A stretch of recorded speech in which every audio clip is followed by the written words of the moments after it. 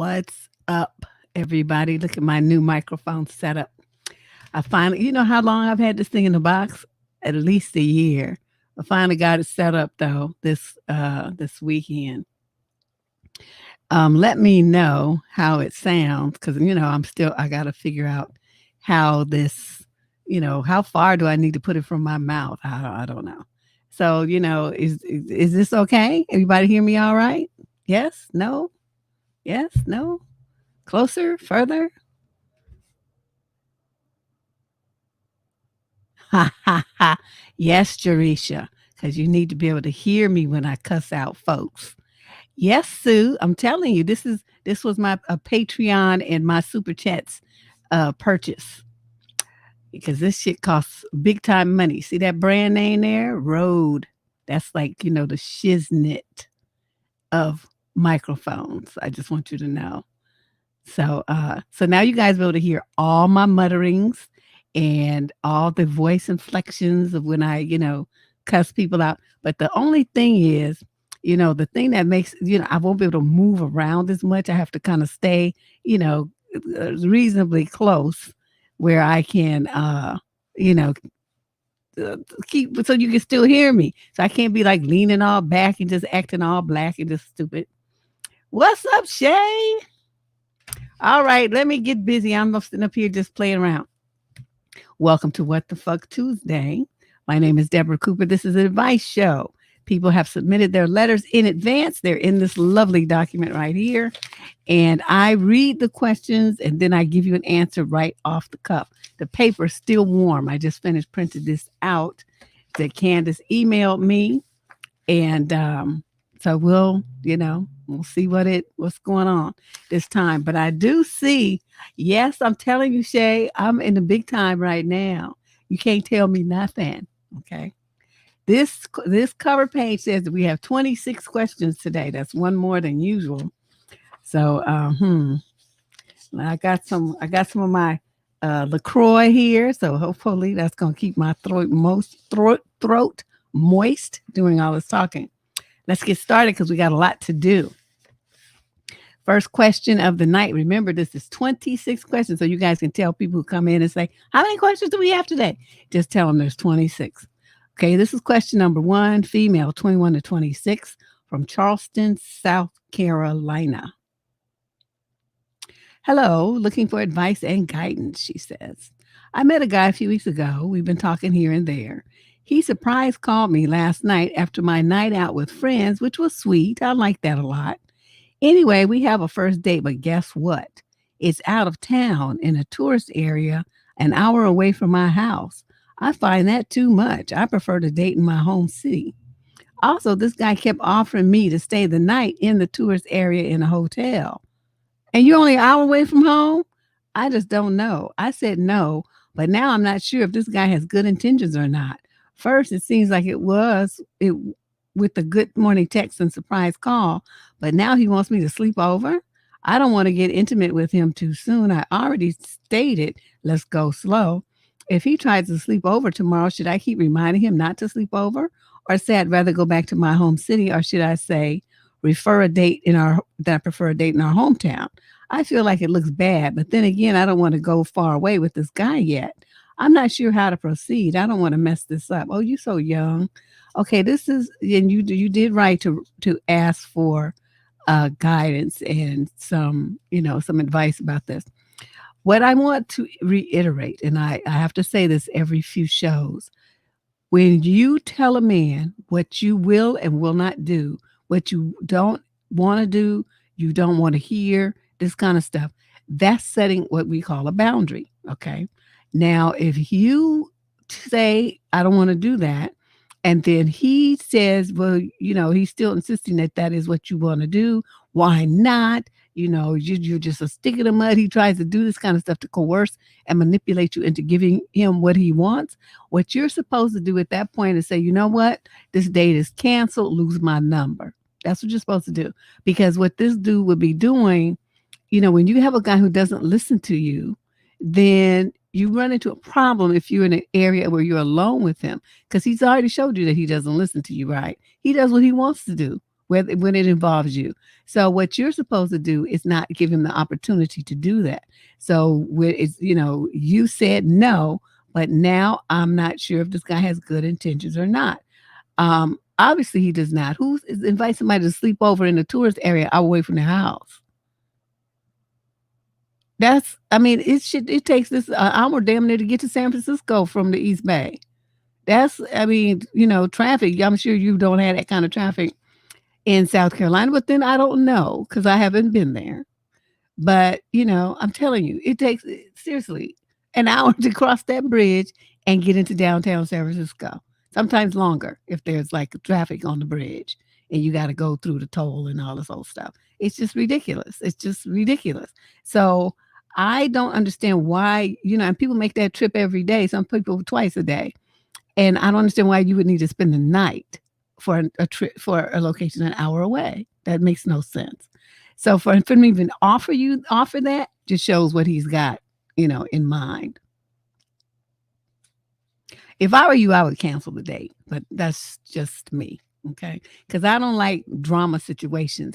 And I'm feeling like, his approach and his suggestions indicate future drama.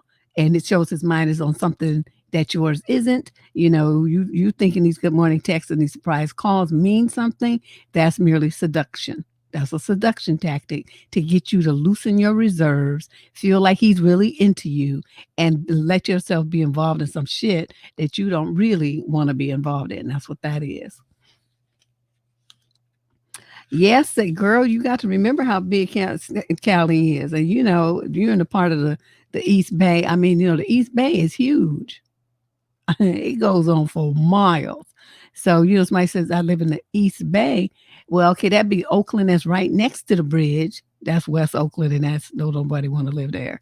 And then, way inland, like, an hour drive before you even get to Oakland. And then, to cross the bridge. So that's another 45 minutes or so. So, and all of that's, considered the East Bay. So I don't understand what he's talking about. What you need to spend the night. Get rid of this fool. Let us move on to questions. Look at every time I look up, I see this giant ass microphone. I'm like, what is that? It's kind of scaring me. Okay. Let's move on to question number 2. This is a young man in the 21 to 25 age group. He's from Austin, Texas. Hi, I'm a male. No.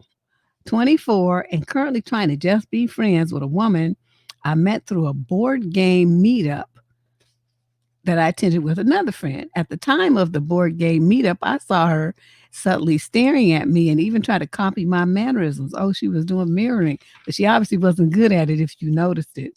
I tried not giving that attention to what she was doing and tried speaking to her on an acquaintance level, as I do like speaking to her about similar interests, but not looking for more than that. I have also caught her speaking to other female friend in the group, speaking about me and looking at me from across the room. And for some reason, this other woman has started ignoring me, even though we have never done anything actually together socially. I believe this might have something to do with the original person I was talking about, but I'm not sure. The original person has also started to stare at me across the room more and even try to ignore me when I'm trying to just introduce myself with a friendly greeting, nothing more. But when I don't proceed with continuing to try to speak to her, she gets angry while she's ignoring me. I feel as if this is the chase tactic a lot of women try to do to get men to chase them. I could be wrong, though. I'm not sure. I'm not interested in her, but lately it seems to be harder to keep her as someone I generally want to talk to about our interests because, well, I need more friends. What are some suggestions to move forward with this? You're not going to move forward with this, sir. Let me explain something to you. The reason why the other woman started giving you the evil looks and didn't talk to you is because what you call the original person told her that she likes you. And, women have this thing, it's like girl code, where they be like, oh, well, she likes him, so I'm going to leave him alone. See, I don't have that shit. If I like him and then you tell me that you like him too, I'm going to just say, well, may the best woman win. Because neither one of us have a claim to him. He's a free agent. Which team is he going to roll with? And if I have anything to do, it's going to be me. But that's what they do, though. They want to, kind of eliminate any and all competition. And I don't do that with their way. Because, is he dating you? They say no. Does he even know you? Well, no. Well, have you been out with him at least one time? No. You talked on the phone? No. Okay, well then it's you don't have no more claim to him than I do. So let's go. You see what I mean? Well, he's young. Of course, it's childish. He's like, well, what did this little cat say he is? He's 24 years old, probably fresh out of college, and he's a geeky type. He's going to a board game meetup. Come on, Sue. He don't have that kind of.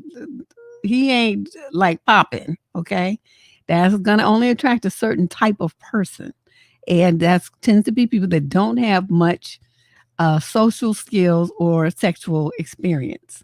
And so because somebody who's like popping like that, is not going to go to a board game meetup to meet anybody. They're just not. Okay. So, you got to just look at the context of which this environment that they're in. These are people who are young, and then B, kind of immature, and C, not very socially skilled. Okay. Once he said he met her at a board game meetup, I already knew what time it was. You know what I mean? So we can't put all them expectations on them of being all suave and sophisticated, because that's like a whoosh moment way over their head. Let's move on to question number 3. This is a young lady in the 30 to 36 age group from Botswana. Oh, well, I vaguely remember that happened. We had a letter from there. Okay, hi, Miss Cooper. I'm writing you for the second time in my. Oh, see, I knew it. Second time in my life. I'm a longtime follower and fan. Thank you for all you do. Oh, that's a nice intro. My current predicament is as follows. I've met a man who's 4 years my junior. I'm 32. So how old does that make him?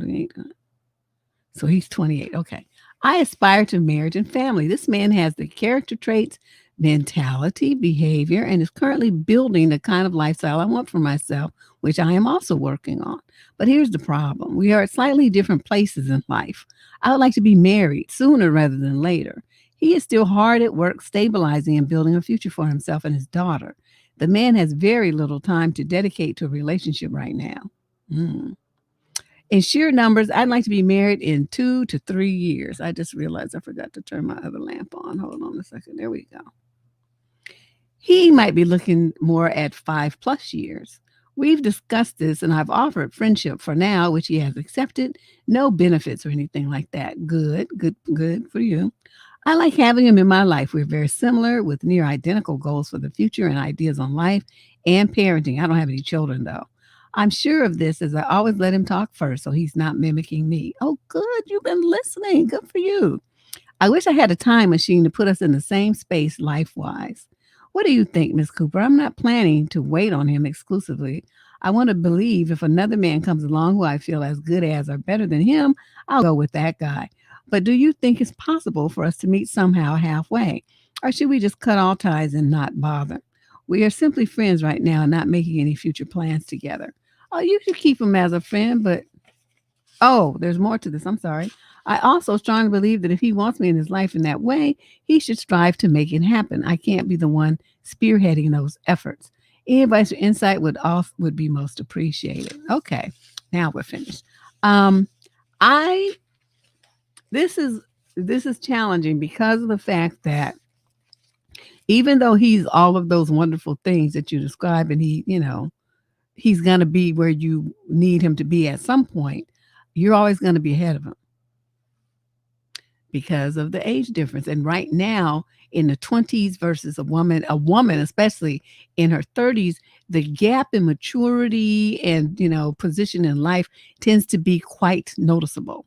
Now, maybe 5 years from now, it won't be as noticeable, but right now it is. And when a young man is on his grind like he is, that's what he's supposed to be doing at this age. It's unfortunate that he dallied around and had, made a baby. He could have been further along if he hadn't have done that, made that mistake. But, it is what it is. So what I'm going to tell you is this. My suggestion would be that you just drop him altogether. The reason is there's two reasons here. One is that as long as he's around you like that, you're going to be using him to compare other guys to. And you're going to be trying to keep him around because you enjoy him and you guys have so much in common and this and that. but in your mind, you want more than a friendship, right? You quote settled for friendship because that's all he can give you right now. But in the back of your mind, judging by this phrase, I wish I had a time machine. You really want more from this man. So accepting that reality, it makes no sense for you to continue to have him in, circling in your orbit. What's going to happen, what typically happens is you meet a guy, right? But he won't feel comfortable, really coming in the door, showing you who and what he is because of this other dude. See, he's going to feel like there's more to that relationship, especially since, like you said, you wish you had a time machine. He's going to get the feeling that you want more from this other guy, and he's going to feel like he's a placeholder. Don't think that men can't figure that out. Okay. So what you need to do is either you're going to have the courage to cut this loose, or you're going to just stay, stuck on this, hoping and wishing that this guy would be something that he's not going to be for many, many, many, many years. So that's why I say, it's best to cut bait and tell him, that it was really nice knowing him and you wish him the best. And then you go on in your life. Because just like they created him, they created many, many more. You just haven't necessarily met them yet. But, one thing that I always appreciate when I meet a guy like this is he kind of elevates your focus and refocuses your thinking and your direction and your energy. You get like a reset. And it is very helpful because it tends to elevate your positive energy. You feel like, okay, well, there's hope now. There are men out here that's great for me. He was so close. So I'm going in the right direction. I'm on the right path. I just have to keep going to get the person who's got, the other 20%. Because he's 30%. He's like what I call a 70% man. He's 70% of what you want. But that 30% is killer of what he's not. And so, a lot of women marry 70% men. Are they really happy? Yeah. Some of them make it work. But, I had a 90% man and he still got on my fucking nerves. So I don't know how women who are on the 70% even do it. But, I'm just going to say, think about this in a positive way, because whatever energy you were putting out to, to meet this guy, you're on the right path. Just keep doing that. Okay. And keep looking and you'll be all right.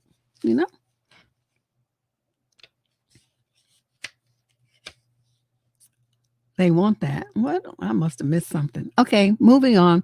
Question number 4. This is a young man in the 18 to 21 age group from Marin City, California. Oh, that's over in Marin County.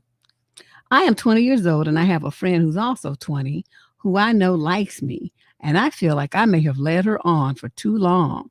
I would like to know if there's a way to let her know I am not interested in her over text, because she keeps texting me and I just feel really bad because I know she likes me, but I am just not interested in her romantically.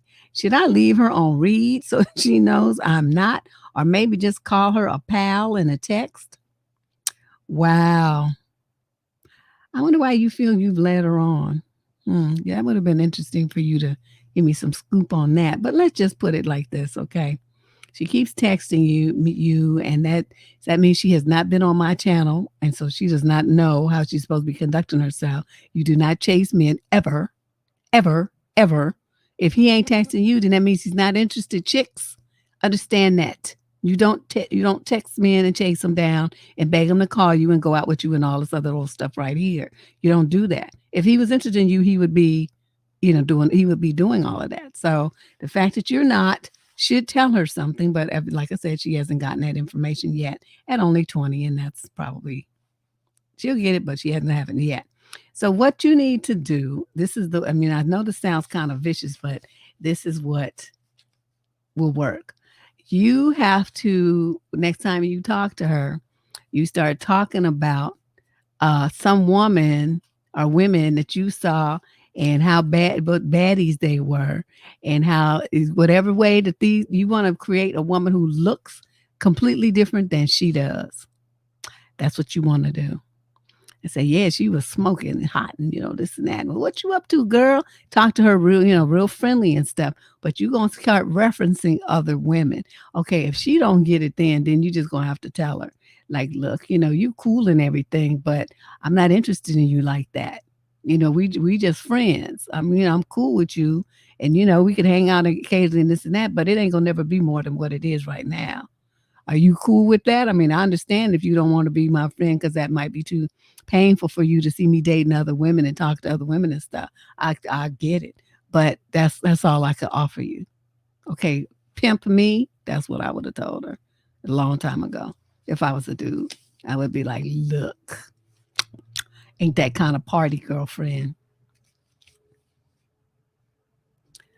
Ash, you couldn't even find a 70%. Girl, you don't want a 70%. That's drama. You know what? Do you want a 70%? These women to be writing in here about these drama. Our relationship is so wonderful in every way, but those women have 70%. That is this what you want?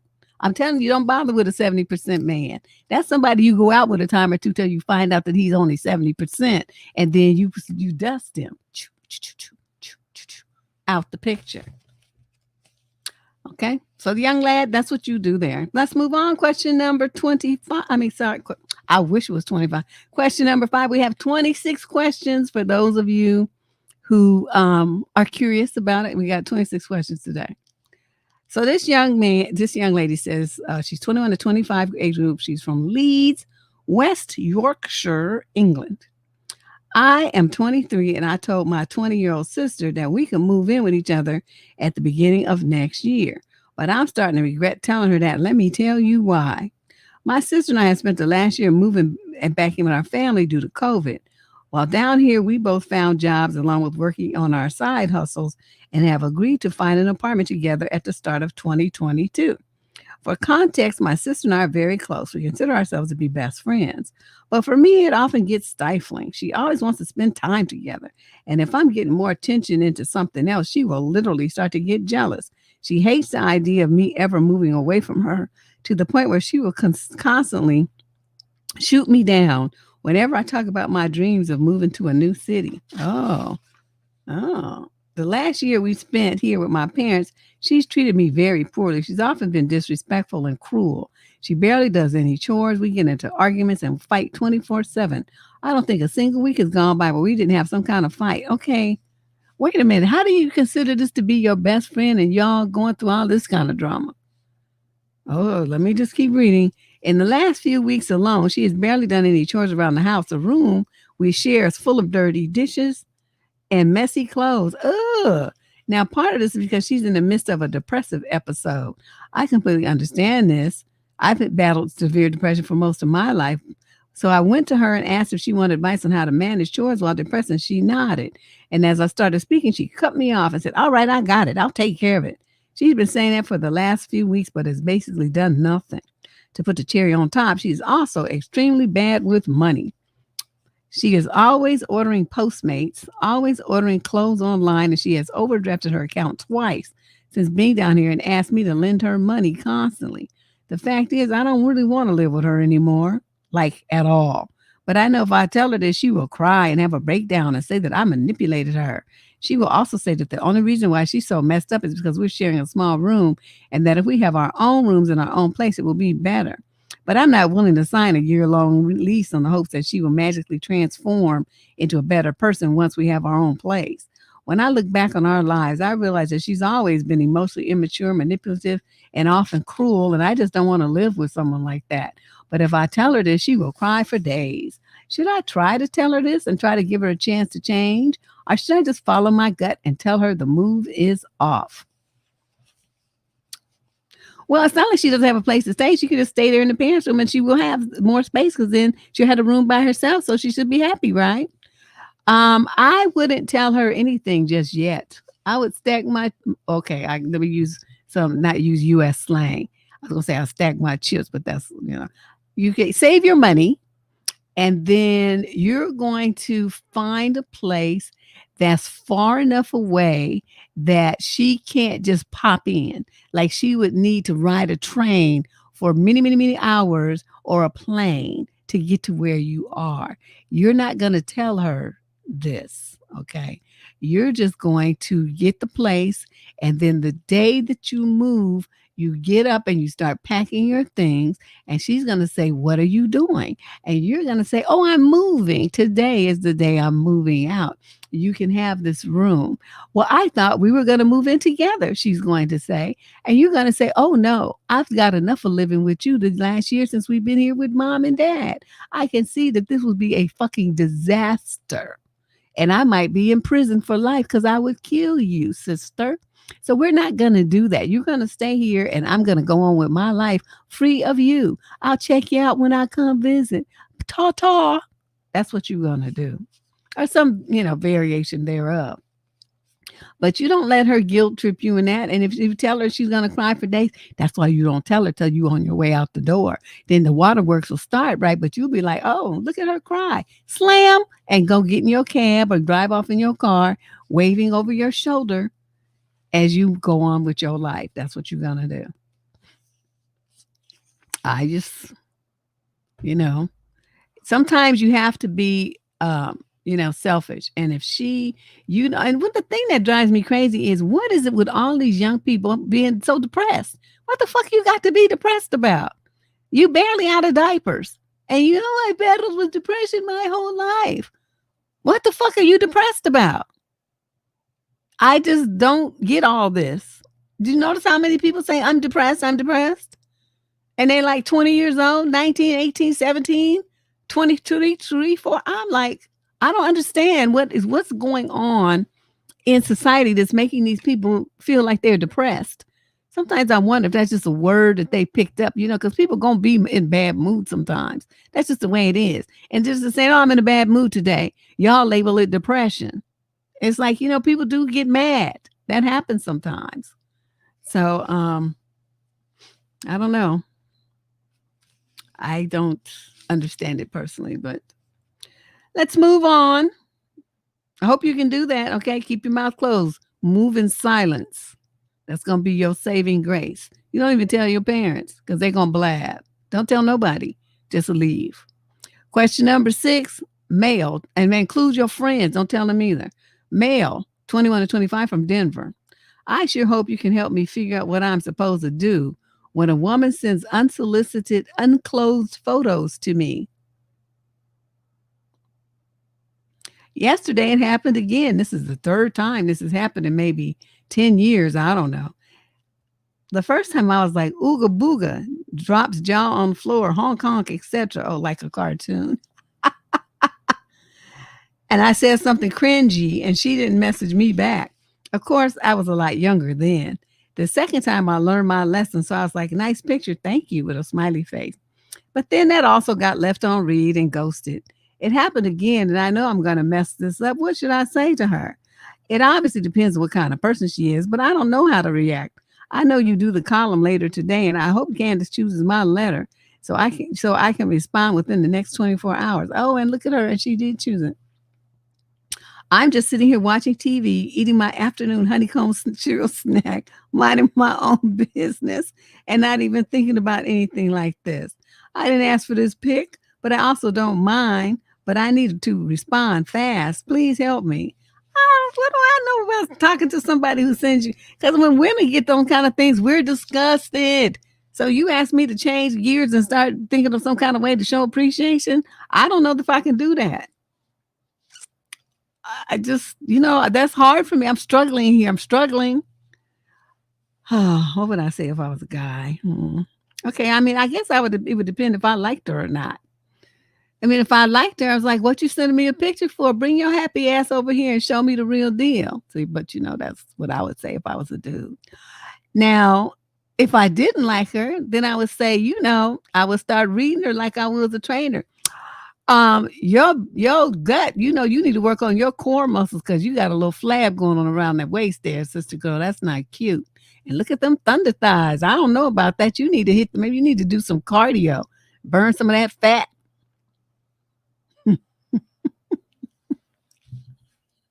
No, he has to say something. You like that ooga booga? Isn't that funny? Just like in a cartoon. I don't know. For me, it would be one of them two. And it's like I said, it's going to be based on whether you like her or not. And if you like her, then, that would get my flirt on. That would be an opportune time. But, I mean, I would feel still some kind of way about it because all the mystery that you want, the anticipation and the excitement and the buildup is completely gone. And, she just like coming right out with it. It's like, that's not really fun. That's not really fun, for me. That wouldn't really do it. I want to have, I like the anticipation part. But you also got to figure too, young man, some of these women that are sitting in these kind of pictures are professional hmm, workers in a certain industry. And, they're not on the street corners anymore. Now they're on Twitter and Instagram and, you know, social media sites with their pictures there to entice men to contact them. And then they send out pictures like that, just random pictures to see, if there's guys in their area, if they can hook that up and, charge their little fee and get their little money. So, you didn't give all that kind of information, but I'm just saying that's something to consider as well if you don't really know these women. Okay, that's what I'm saying, Mary Elizabeth. Folks up here trying to figure out when this rent mandate ends, how they gonna where they gonna live and how they gonna fit all their family in the car and all this kind of stuff. And dude is worried about what to say to somebody who sends him a body shot. Okay, let's move on. This lighting. Okay. This is a female in the 30 to 36 age group from Orlando, Florida. She says, "Hi, Miss Cooper. I'm a longtime fan, but never felt the need to write until now. I need some advice about my current situation. In 2001, I was in a relationship which resulted in the birth of my one and only child. I was not going to have the baby because the relationship was barely 6 months old, but the father of my child convinced me that we could have a great life together as a family. So I stupidly continued the pregnancy and accepted his proposal of marriage. 10 months after my son was born, I found myself a single mother as my new husband had abandoned us both. Angry, hurt, and enraged cannot begin to describe how I felt at him just giving up and leaving us. But I pulled myself together, got the marriage annulled, and started the process of seeking child support, which I did not receive because he was just gone. But I gave them all the information I had on him. Fast forward to today, and I received a communication last week from Florida CSC. What's that? Child support something enforcement, probably, huh? CSC, informing me that they had a payment for me. Since I filed for child support in 2002, I had all but given up hope of ever getting anything. When I received the check in the mail on Friday, I was expecting a meager few dollars, but to my shock, it was for $58,321.03. Get it, girl. Ooh, that still ain't shit about what you spent. Today, my ex contacted me via Facebook, angry as hell, saying that he needed that money since he is sick and can't work.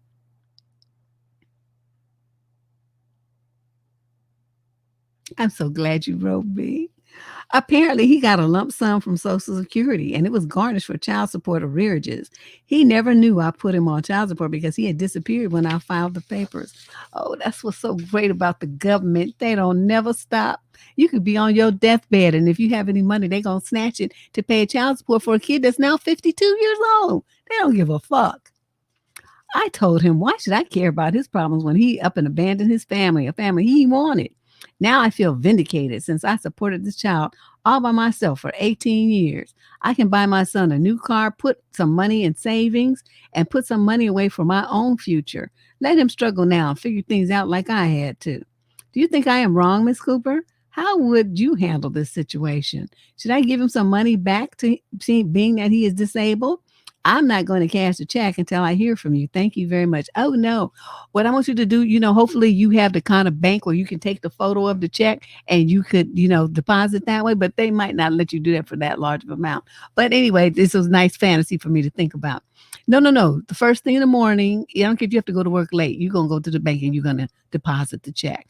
And, if your son has a bank account, tell him, okay, take, I don't know, say $20,000 and put it in his account. Now, this is what you're going to do. You're not going to buy your son a car. You're not going to do that. You're going to give him a portion of the money and you're going to sell him. Now, what you can do is buy yourself a car and then figure out how much of this money you're going to allocate for a savings account and whatever else you want to do.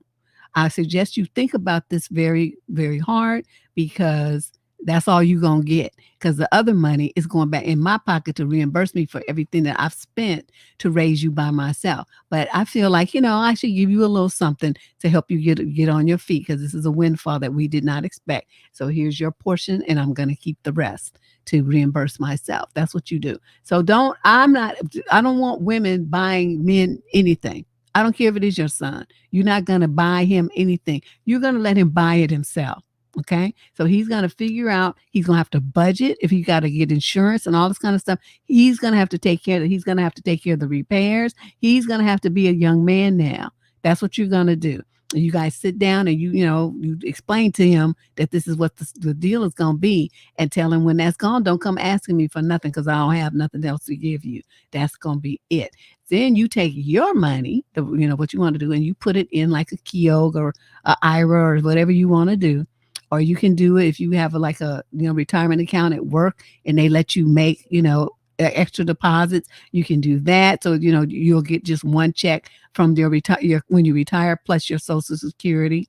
So, however you want to do it. But, you lock that money away for your future because you don't know what's going to be happening as you mature and, age. You might need that money later. You just don't know. But I am of the mind that, he can be mad. He could be so mad, honey. He could be so mad that his fingers and toes explode. Don't nobody care about that. That's all. And when he calls you and he comes ranting and raving about it, just laugh in his face. And on Facebook, you could you could send him a recording of you laughing. Boy, you so funny. And then you press that button and you send it to him in the instant messenger kind of thing. And just let him, get a taste of his own medicine. He don't need to be asking you for nothing. Yeah, so yeah, this is so good. I'm so happy that you wrote this. This made my day. Well, she should not be investing in stocks, not right now. It's not a good time to do that.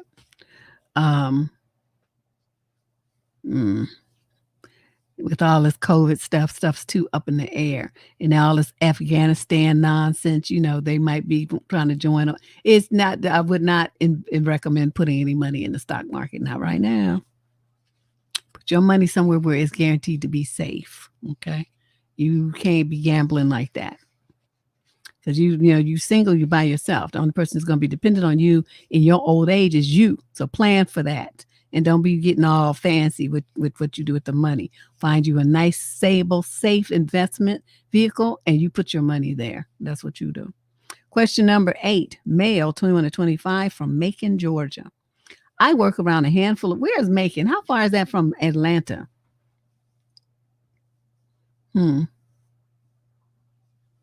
Yeah, 20,000. Well, I mean, he's already 18. So, I don't think he really needs a trust fund. He can have access to his money, but he just needs to know that's all you're going to get. Trust funds are for little kids. Okay, male, 225, from Macon, Georgia. I work around a handful of women who constantly talk, and one woman in particular likes to share her unwanted thoughts about my personal life. I need advice on how to handle it. I'm 27 and I've been visiting my girlfriend, 23, in Arizona for several years. Actually, we've been together for almost 3 years now.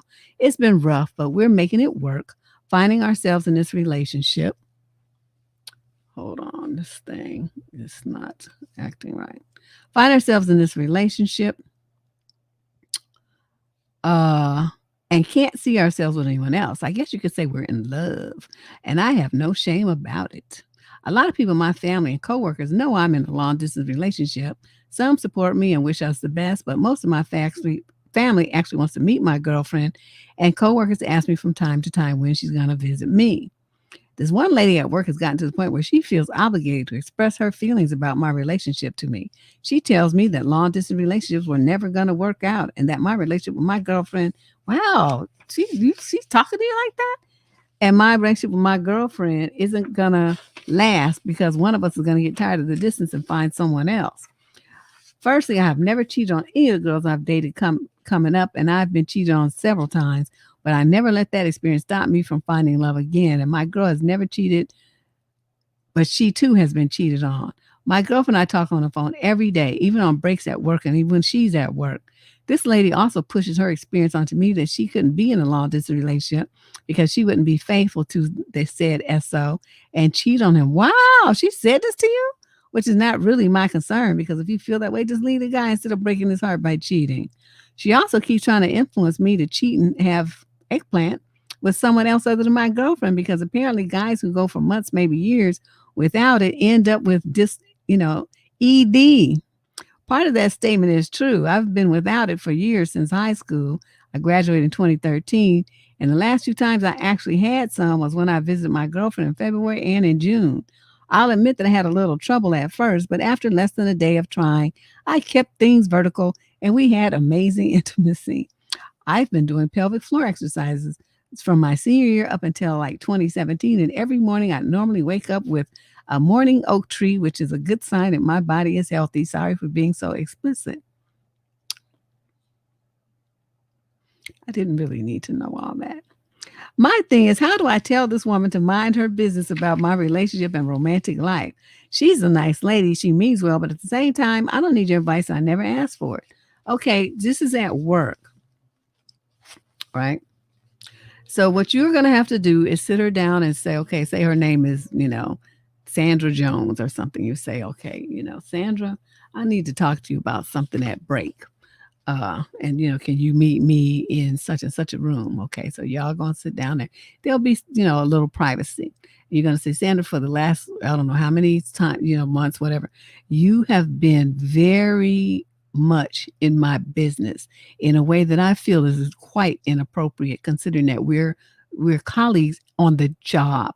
Okay, you're not a personal friend of mine, nor are you a relative. You really have no business giving me your opinion about my relationship, especially when I didn't ask you for it. Okay, it's inappropriate and it's unwanted. So my request is from this moment forward, you don't say anything to me about my girlfriend. You don't say anything to me about my relationship. I don't care about what you would do or how you would do it or who you would do it with. It's not my business. I got a woman. I'm not the least bit concerned about what you do.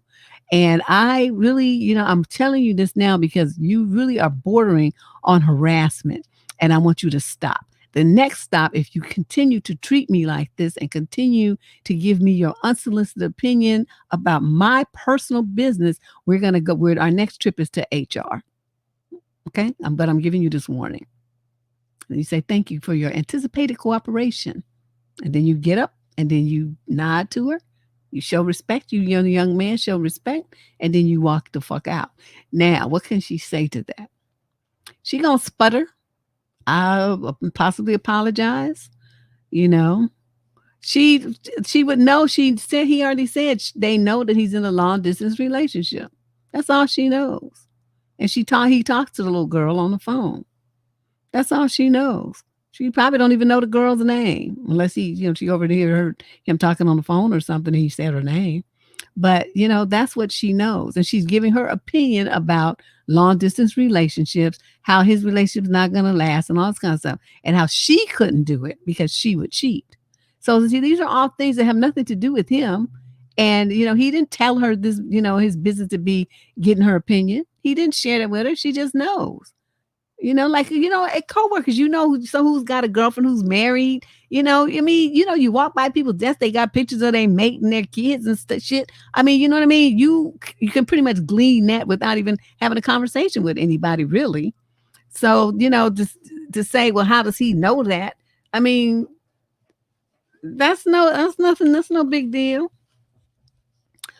So, the way I'm looking at it, she's just doing too much. And that's what I would suggest that you say to her, sir. All right. Let's move on. Question number 9. He didn't tell her, Candace. Do you guys not listen? He did not tell her. Everybody knows he's talking to his girlfriend. Okay. He goes to visit her in Arizona. He's in Georgia. Obviously, that means that it's a long distance relationship. He's going to Arizona. Okay. The only way your coworker wouldn't know anything about your relationship is if you don't say anything about where you're going and why. Even if he told his boss, the boss will say, "Oh yeah, he's going to see his girlfriend." I mean, people don't unless you tell them it's a secret. It's not a big deal. Stuff like that gets out at jobs, and you don't have to be the one to say it. Other people will say it. So, that's not the crime here. Okay. That's not the point. Y'all all stuck on that. That's not the issue. Because, like I said, anybody on your job is going to know something about your relationship, your business. I mean, that's just the way it is. What the wrong point is that she is giving her opinion about what she overheard or what she knows about him going on, talking to this little girl, whatever, when he didn't fucking ask her a fucking opinion about it. Okay, especially some shit about, well, I couldn't do it because I would cheat and this and that. Who want to hear that shit? I mean, I'm telling you, I'll be like, well, luckily my girlfriend's not a slutty asshole like you. And then they would have me in the office. But, I bet you one thing, I would have shut that shit down. She wouldn't say shit else to me about my relationship. You going to just tell somebody at your job that you a hoe and that you will fuck around on a man? You know what I mean? And you going to tell this dude that? I mean, why would you do that? That's why I would have had to blast her. She would have had to we would have had a problem. We would have had a problem. You know what? I need to, hold on a second, you guys. I'm going to play wait, do I have my intermission thing loaded up here? I don't even have it. This is what's this new thing I got? StreamYard. I got to get out of this white shirt. It's just fucking up my lighting and it's doing everything I didn't think about. This is what I had on all day. So what I'm going to do, I'm going to put up this slide for just a minute, okay? While I run and change, I will do the music for you.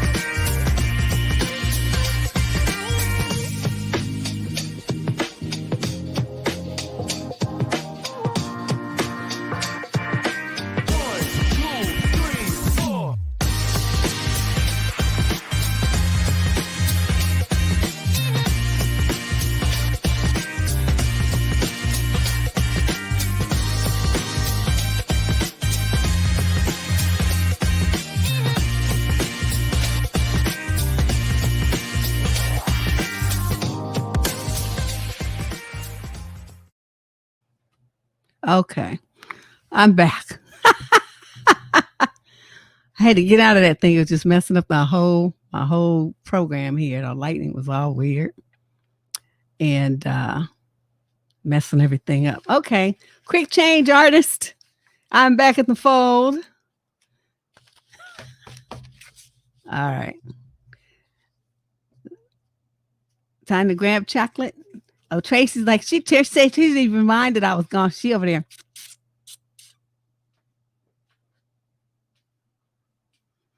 I know how you get down, Trace. I know how you get down. Okay, where was I?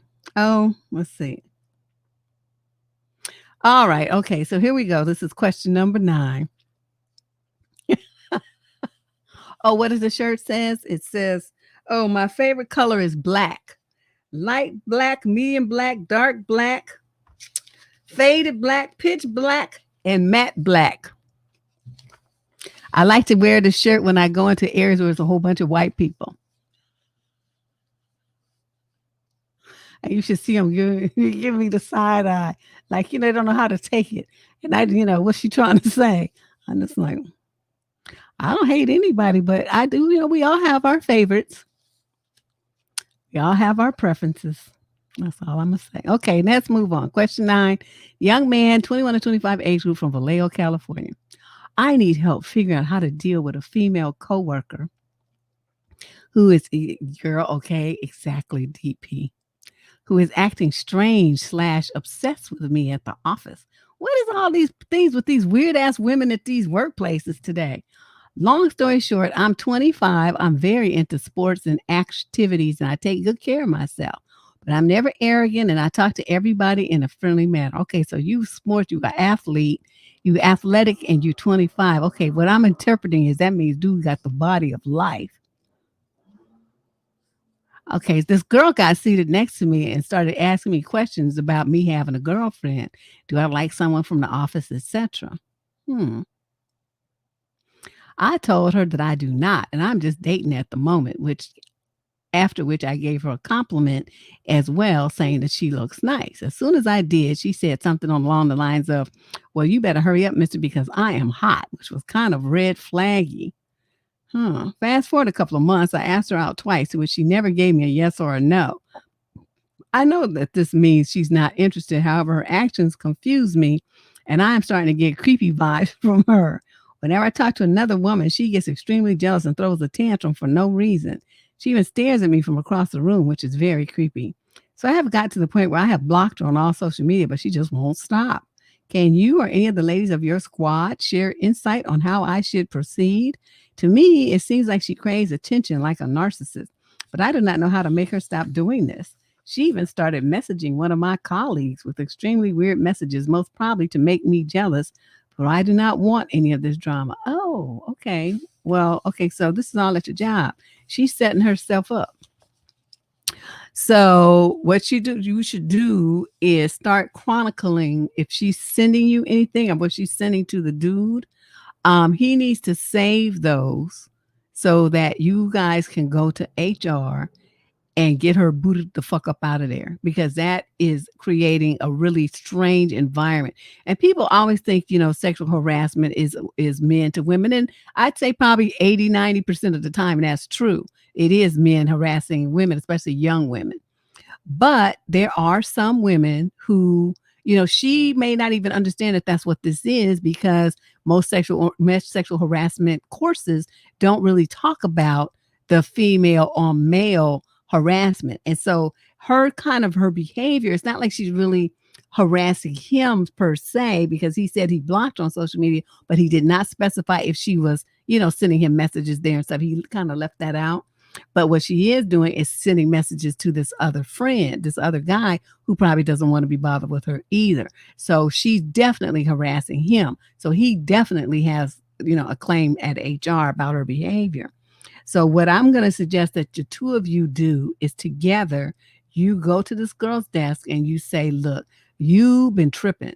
Okay, before we go to HR, which is our next stop, you're going to stop sending him messages. You're going to stop bothering me. You're going to stop staring at me from across the room. When I talk to other coworkers, you're not going to flip out. All of the things that you're doing is totally inappropriate for the workplace. We don't like it. And the next thing, we're asking you to stop. We're going to document that we asked you to stop. And if you continue to behave this way, our next stop is at HR. What you're doing is just wrong. You need to stop." Okay, now I'm going to say something else to you. You young and stupid. You don't never be asking nobody out that you fucking work with. Have you lost your mind? You don't bring the shit that you do at your job to your house. Okay? You work with them women. You keep everything professional and separate. Okay, what you do, dirt you do, and who and you do it with, and where y'all go, and what you do, and who you screwing, all that stuff, all of that. You shut your mouth once you go to the job. You don't know nothing, and you ain't been nowhere, and you don't know anybody. Okay, shut up. You doing too much. You don't talk to the women in your job like that. You don't give them any compliments about anything about what the way that they look. Okay, because all of those things can be construed as sexual harassment. You don't understand it. I don't know what kind of company you work for, they should have some documentation about it, which normally you would take when you started the job. Okay, did you fucking forget? If you don't understand it, you look on Google, look up sexual harassment policies for whatever, all corporations have theirs online. Read it so you can understand what you need to be doing. You take your little happy ass up on a job. You don't be asking women on your job out. You just don't. Okay? Especially they work in the same unit as you. That's real stupid. It's one thing if you work for a company like Google or something that has campuses all over the place, or you work at the campus in this North town and they work at the one in, 6 cities over or something. Okay, well, yeah, both work for Google, but that's completely different and you could probably do that. But not when they sit across the room, you don't do that. They upstairs on a different floor, you don't do that. They in the same building, on the other side of the building. No, you don't do that either. Okay? Stop it. Somebody should. This is what drives me crazy because, yeah, you living in Vallejo, this man is black. Stop. This is the thing that people don't tell young black men when they go to college and they get out of school and they go into corporate America. Okay, there's a whole culture that you guys fuck up. You always thinking with your dick. And so you get yourself in some situations where you lose your job. You can't get references. You never get a retirement check. You just build up because you don't get to stay on the job long enough. Because you don't know how to conduct yourself with some fucking class and sense. I'm telling you right now, don't you ever do anything like this again. Okay? You keep your social life and your sex life away from your job. And when you do that, you be all right. And don't be bringing bitches up to your job either. Let me show you where I work. No, unless you married to her, engaged to her, you don't bring no bitch to your job either. You don't let them meet you for lunch there either. You meet them at the restaurant or something. Nobody needs to come to your job ever. Okay, now I hope I made myself clear. This is something, parents don't be telling their kids, especially their sons. They always warning their daughters about what to do, but they never tell their sons how to conduct themselves when they go into corporate America. Okay, keep your dick in your pants. That's not the place for you to be getting your swerve on. And you don't be flattering people, complimenting people, nothing. You there to work, not to be eyeballing people's booties and giving compliments about how cute they are. Okay, that shows your head is in the wrong space, motherfucker. Stop it. Dude, these men are just stupid. Good Lord. Let's move on. Question number 10. Another dude? What is this? The writing of the dude's day? 30 to 36, Duluth, Georgia. My question is about making mistakes in a relationship that you can't take back. I'm 32 and I've been having issues with my wife. Well, no, let me take that back. My partner, who's 27. We have a daughter together. Due to COVID, she's not working, but I'm a medical professional, so I work through the pandemic. We don't live together mainly because she has 3 brothers that live with her, and I live temporarily in an apartment with my mother after our house burned down. Ooh. My absent-mindedness with some things have put a strain on our relationship. While talking with some people, I let slip something about her business. She wants to open up a few businesses to make some money. First, she wanted to go into hair as well as ice cream and now pies. She mentioned to this sound like that movie. What's it called? Baps, where they had the hair salon that showed they had the car rental place and the barbecue and Chinese. I don't know. I don't remember. Just had a whole bunch of shit going on in the hair salon.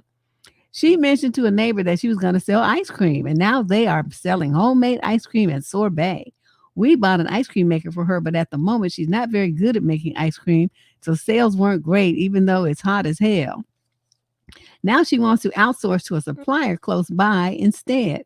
During the conversation where she was asking if anyone was selling pastries around and what business makes money when it comes to ice cream, I told her about the ice cream I like, which is the supplier that she was checking out. When I realized that, I excused myself. In turn, when she came inside, she was upset to the point where she was talking to a friend on the phone saying that I hated her and it can't be love and I was a demon in her life. And what did she do to deserve this? Oh, my God. After that, she went to smoke some herb with one of her brothers and apparently to forget. She thinks I'm negative, so she doesn't speak to me about business. But recently, I realized that she just wants people to agree with her opinions and offer advice that she thinks is good. I want you guys to understand that the punctuation and sentences, I'm putting these in here. Young man, I don't know what medical profession that you are in, but my brother, please take thyself back to some kind of school and take some English classes because this is horrible. There are a lot of things that bother me, including the way that she talks to me, and I've been okay for the most part. But when she said on the phone yesterday that she feels she could kill herself and take my daughter and go from there, I decided it was better to leave her alone.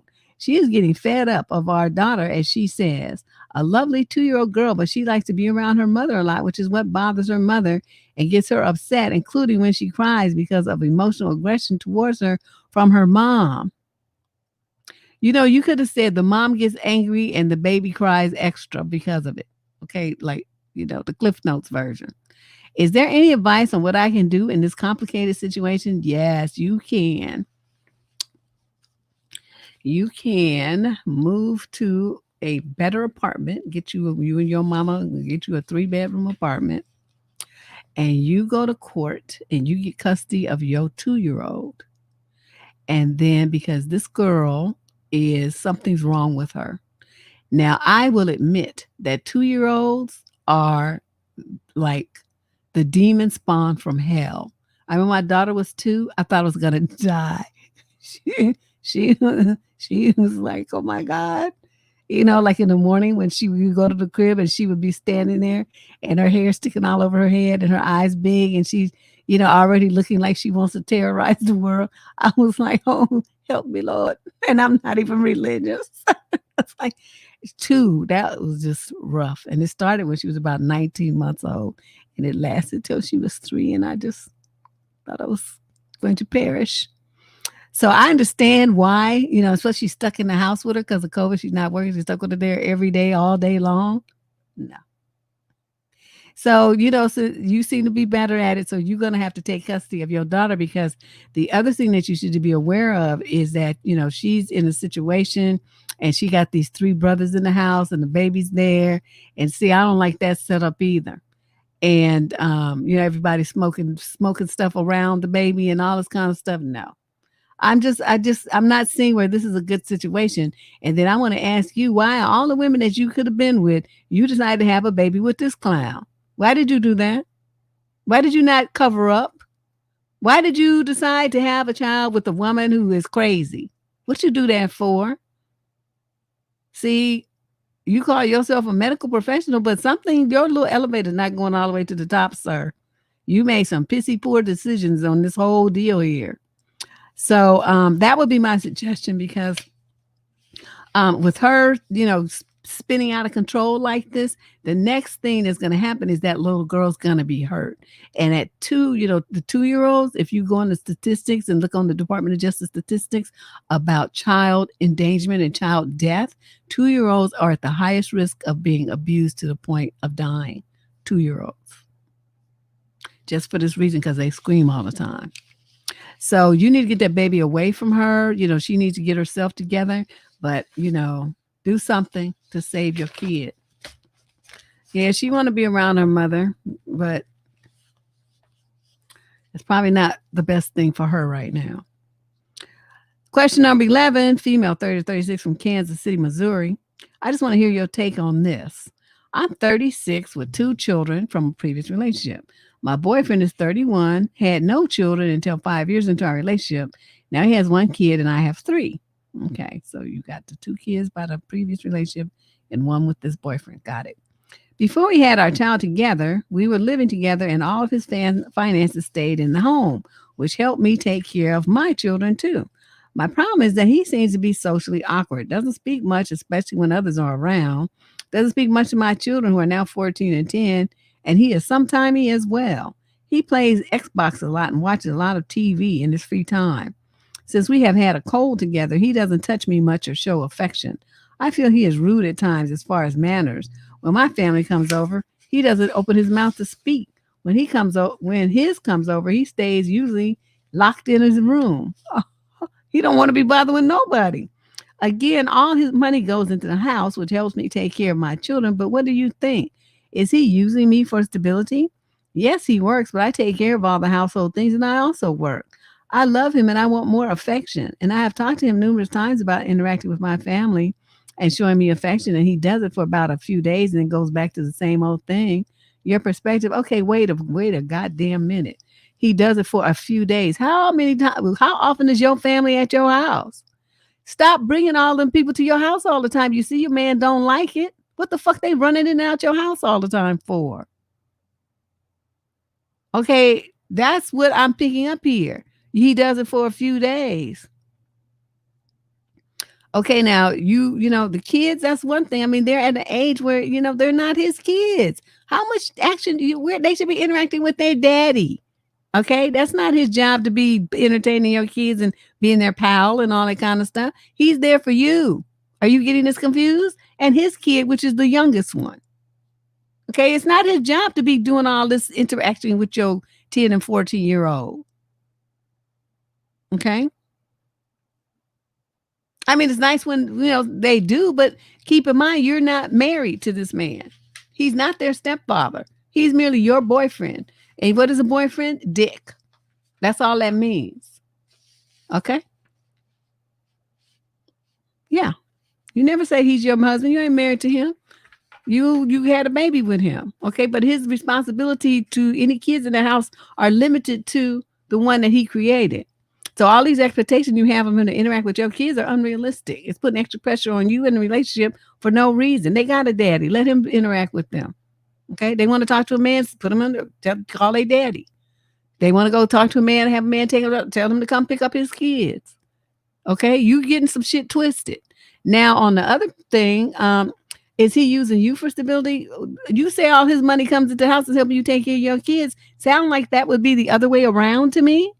Because you got to realize whether he was there or not, you would be working. Whether he was not there or not, you'd be doing all the household things for your kids that you had before you ever saw his face. I'm trying to figure out what it is that you're looking for here. It sounds like it just boils down to if you would be fine if he showed you more affection and attention. That's what it sounds like. Now, I could be wrong, but just drilling down by all the complaints that you have and the focus of them. It sounds like that's what it is. So, okay, I'll tell you how I always do it. Okay, my husband, he was very in his head and stuff. I mean, when he would get going, it was wonderful. Don't get me wrong. But he was all, he's reading books and thinking about shit all the time. So what I would have to do is like get his attention. Like, so he's working on his laptop and he's doing some paperwork and he's got the TV on sports. So he's listening to the game, right? And he look up and he's watching the stuff and then he go back to doing what he's doing. So what I would do is I would go and put on some little cutesy little teddy or something, right? And then act all casual. Like, I'm just walking around. I'm just walking around like I just walk around like this because. So I go walk in front of the TV, right? And I go to the bookshelf over there and act like I'm just looking, I'm looking so hard for something to read. And then, he looks up, right? So he sees this. And so he's like, and so then he's like, what you doing? I'm like, I'm just getting a book. Dressed like that? I'm like, yeah, I'm going to lay in the bed and I'm going to read this book. I'll lay in the bed, I'm gonna read this book. And he like, wait a minute. He start closing that laptop up and he starts, standing up. Then he come over there where I am and then it's on like Donkey Kong. But sometimes you have to seduce your man, girl, because you have to realize sometimes especially if they do the work all the time, they're gonna not want to seem like they're just a horn dog, 24/7. So they wait for you to do something. Now, would I actually be the assertive, like actually say, come do this? And I'm not gonna do that. But I would do the soft approach, would let him know that, okay, shop is open, let's go, honey. And so he would take the bait. That's what you have to do. Yeah, honey, computer powered down, top closed and flung to the side. And he'd be like up and it's like, ooh, that's nice. When you get this at? And I like to wear them. Well, never mind. Let me just stop talking now. But that's what you have to do sometimes. If you want his attention, you want affection and stuff, he'd be standing there doing something. I come up behind him and give him a back hug type of thing and, talk, whisper to him and talk to him and stuff like that. Sometimes, you just have to let them know what it is that you're looking for. Now, if you do all those things and he's still kind of, standoffish and pushes you away or something, well, then there could be something else going on in your relationship that needs to be addressed. Yes, I am, Di. DP. But shit. What you think? That's the whole point of getting married. If you're not gonna be having some good stuff happening, what's the point? Shit, just stay single and date around. But I don't know, you didn't put all those details, but he stays locked in the room. I mean, that ought to tell you right there. The man doesn't like a lot. He doesn't like all that commotion. So instead of having all these different people running in and out of the house, why don't you create an environment of peace? You want to see your relatives, go to their house. This is a simple fix. The guy doesn't like it. He's not good with all these different people. Instead of trying to force that on him, just make some compromises and go. You can still see your family. Nobody's telling you not to see him. See him over there. Stop letting them come to your house and disturb this man's peace. Think about what you just said here. I mean, the stuff that you are complaining about are simple, very simple fixes. And no, he's not using you for stability. If anything, like I said, it's the other way around. Question number 12, female 30 to 36 from Raleigh, North Carolina. My husband left his girlfriend of 5 years for me. The girlfriend was also my childhood best friend, but we'd all met up again 14 years later. Okay, so childhood, and then you didn't see him or her, and then 14 years later, you all met up again. I see. My best friend, though, was successful career-wise, had never married. My husband and I apologized to her. She assured us that she had moved on years ago, but she had never met anyone who could have become her husband. Despite our painful past, we all remained cordial with each other. A year later, my friend fell in love with a really great man. My husband then began to behave strangely. He would try to ask his ex, a lot of questions about her relationship and would stalk their social media. She got tired of him and cut us loose. She married that man and now has a newborn son. My husband became excessively jealous and blamed me for everything. I tried to save our marriage, but he was adamant that I ruined his life. We divorced each other. I am slowly getting over him, but I heard that my husband is depressed over his ex. What's wrong with him, Deb? Oh, that's the thing I talked about. I've said this like a million times.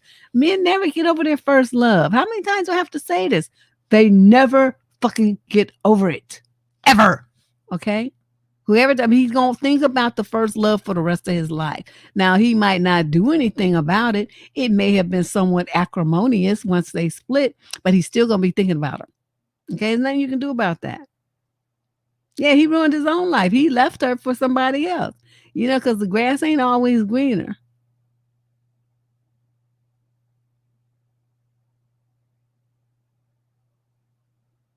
I'm surprised somebody would date somebody for 5 years. I wouldn't do it personally. Yep, payback is right, Faye.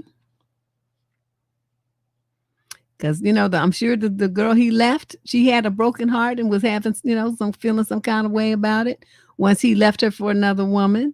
Well, now he gets to see what it feels like because she is definitely gone on about her business with her new husband and her new baby, and she ain't thinking about that fool. So there you go.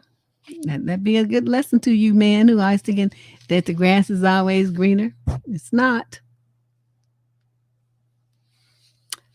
Okay, let's move on. Question 13, female, 225 from Winnipeg, Canada. Hi, Deb. I'm writing you from Reddit to get your opinion on something I posted about recently. I caught my boyfriend with 3 short videos of him taking videos of an older woman upskirt on 3 different days. He's 27 and I'm 24, and we've been together for 4 years, in case that matters. This situation is very awkward and I feel disgusted. He has always been respectful of women, and I am all about women's empowerment. He was raised by strong women, and he's not the type to disrespect a woman ever. But he told me he has a fantasy of MILFs and that his fantasy took the best of him in that moment. The woman does not know, and this is borderline sexual harassment. If it was a young girl, this would be a pedo status, but the woman was in her 40s or 50s. I'm confused and disgusted. Is this a phase? Should he get therapy? Is this cheating? Okay. young girl, young lady. Your boyfriend is all kinds of fucked up. You're looking at this, you making jokes that his fantasy got the best of him in that moment, and you putting LOL in here. You put LOL in here several times, like that shit is funny. He violated that woman. Okay? He violated her. And it's not borderline sexual harassment. It is sexual harassment, and it's like a criminal act. Now, I know you're young and you 24-year-old. You're young, but you're not that young. That you should know that this is foul, funky, disgusting, and a criminal act against this woman. Your boyfriend is a pervert.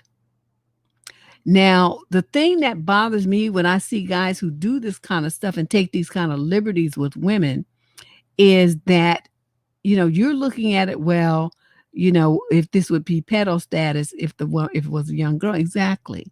And he's saying that his fantasy took the best moment of him in the moment, and he didn't put any brakes on.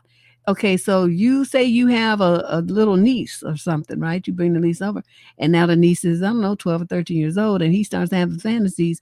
And what's he gonna do to your niece when his fantasy hits him and it took the best of him in that moment? See, this is the problem when people are young, they don't look at big pictures. They only look at, this little thing right here. His behavior is dangerous to any woman. He does not respect boundaries, nor does he respect the boundaries of society for appropriate behavior towards the opposite sex. Now, what you have here is, yeah, it's right that you be disgusted. You're not confused at all. You know what you want to do. You just don't want to do it. So you writing to me with this fake ass LOL like I'm going to be co-signing on like that shit is funny. It's not funny at all. He's a fucking pervert. Get rid of him. And if you have that evidence that he did that, I don't know if you know who this woman is. If that was my boyfriend who did some shit like that, I would take that shit to the police. I'd be like, look what this motherfucker did. And this is the evidence that I found. I don't know what else he's doing or who else he's doing it to. And I'm concerned that he's going to one day, now the schools are starting back up, do something like this to a minor child. I want you to get him and put him in jail. That's what I want you to do. And see, they scared the fuck out of him because he's just thinking like this is some funny shit. And what always happens in situations like this, they escalate their behavior because they feel like, well, I didn't get caught. Oh, yes, you did, because I'm a tell everybody about you and make you have a record for doing some illegal shit against women, you sexual predator. That's what he is. So I'm sorry that you are dating this individual. And like I said, you better think about it, especially you got some young girls in your family. You better think hard about this man that you have aligned yourself with. Question 14, female 30 to 35 from Brighton, England. My husband is 35 and I'm 34, and we've been married for 4 years. In that time, he has put on a lot of weight, like 75 to 100 pounds. I have remained around the same size, plus or minus 10 pounds. I work out every now and then and eat like most people, but I am not a health nut and I do indulge. But Dad, my husband often tries to, quote, seduce me by taking off his shirt and rubbing his body. Can you imagine all that meat? Can you just, I'm just getting this visual of it, looking like Homer Simpson or somebody and just rubbing all that meat, just smacking it, and making that jelly shake and shit. Oh my God, I would throw up. I do not find this attractive at all. It is actually more of a turn off. How do I tell him this without hurting his feelings? We have a decent eggplant life, but I am no longer attracted to his physical appearance. Other info, I'm 5'7" and 160. He's 6'2", 300. Our marriage is solid, but we do have arguments on occasion. What couple doesn't? Onyx, girl, I've tried to tell you. Can you just, with his moves and stuff, oh my God, I would just vomit. In the past, when I've said things I don't like, he says that I'm too harsh. I tend to be very direct and expect him to be the same with me. However, he is more sensitive and tends to sugarcoat everything or avoid it altogether. What in the world should I do? You in Brighton, England. Oh, how do you tell him that it's a turn off without hurting his feelings? I can't imagine how you would do that because, I mean, surely he, I see you guys over there laughing. Surely he knows he looks like the Michelin man. Okay. Popping fresh. The Keebler elves in, triplicate. I mean, I don't know. He just is just a big, beefy, nasty looking thing. Ain't nobody trying to get in. You can't get busy with that. He's eating his feelings, whatever. He could just eat them up all you want to. You need to be eating up some carrots and some Diet Coke. That's what you need to be doing. You don't need to be eating any food, weighing 300 pounds. Well, the first thing you should do is make sure you have a good life insurance policy so that if he strokes out or, has a heart attack and croaks, you'll get paid.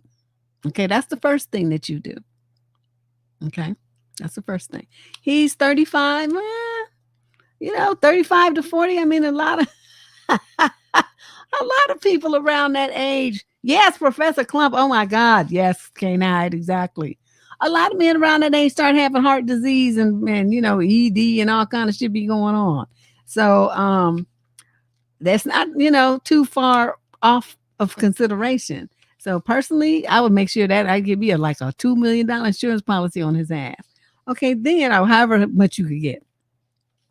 Then when he says things, he says that you're too harsh, but I don't know. How do you tell someone? You guys might have some suggestions. Okay, how do you tell someone without hurting their feelings that they look like a meat truck? That there's nothing sexy about all that flab that they have. I mean, what do you say? I mean, surely he has to know that you taking off their shirt and seeing all them rolls filling out over your pants is not going to be a turn on in any lifetime. This one or the next 27 is not going to be. Okay. I mean, I guess you could make a joke like say somewhere under all that meat is a six pack. I wonder where it's hiding. I mean, I don't know what your sense of humor is and how he would take something like that. But that just wouldn't work for me. All my men are fine. Athletes, shit, I'd be the fat one. And I'm not like fat, but I mean, if we're gonna talk about somebody who has a few extra pounds on them, that would be me. And all the dudes I date are always athletic, trim, muscular, cut, ripped, things along those lines with a lot of endurance and strength. That becomes a very necessary thing once you get into bed. You got to have some endurance. You got to have some muscles because you need to be able to like hold positions and stuff like that. Okay. And then I always would look at men and have them giant bellies and stuff. It's like, how do you even find it?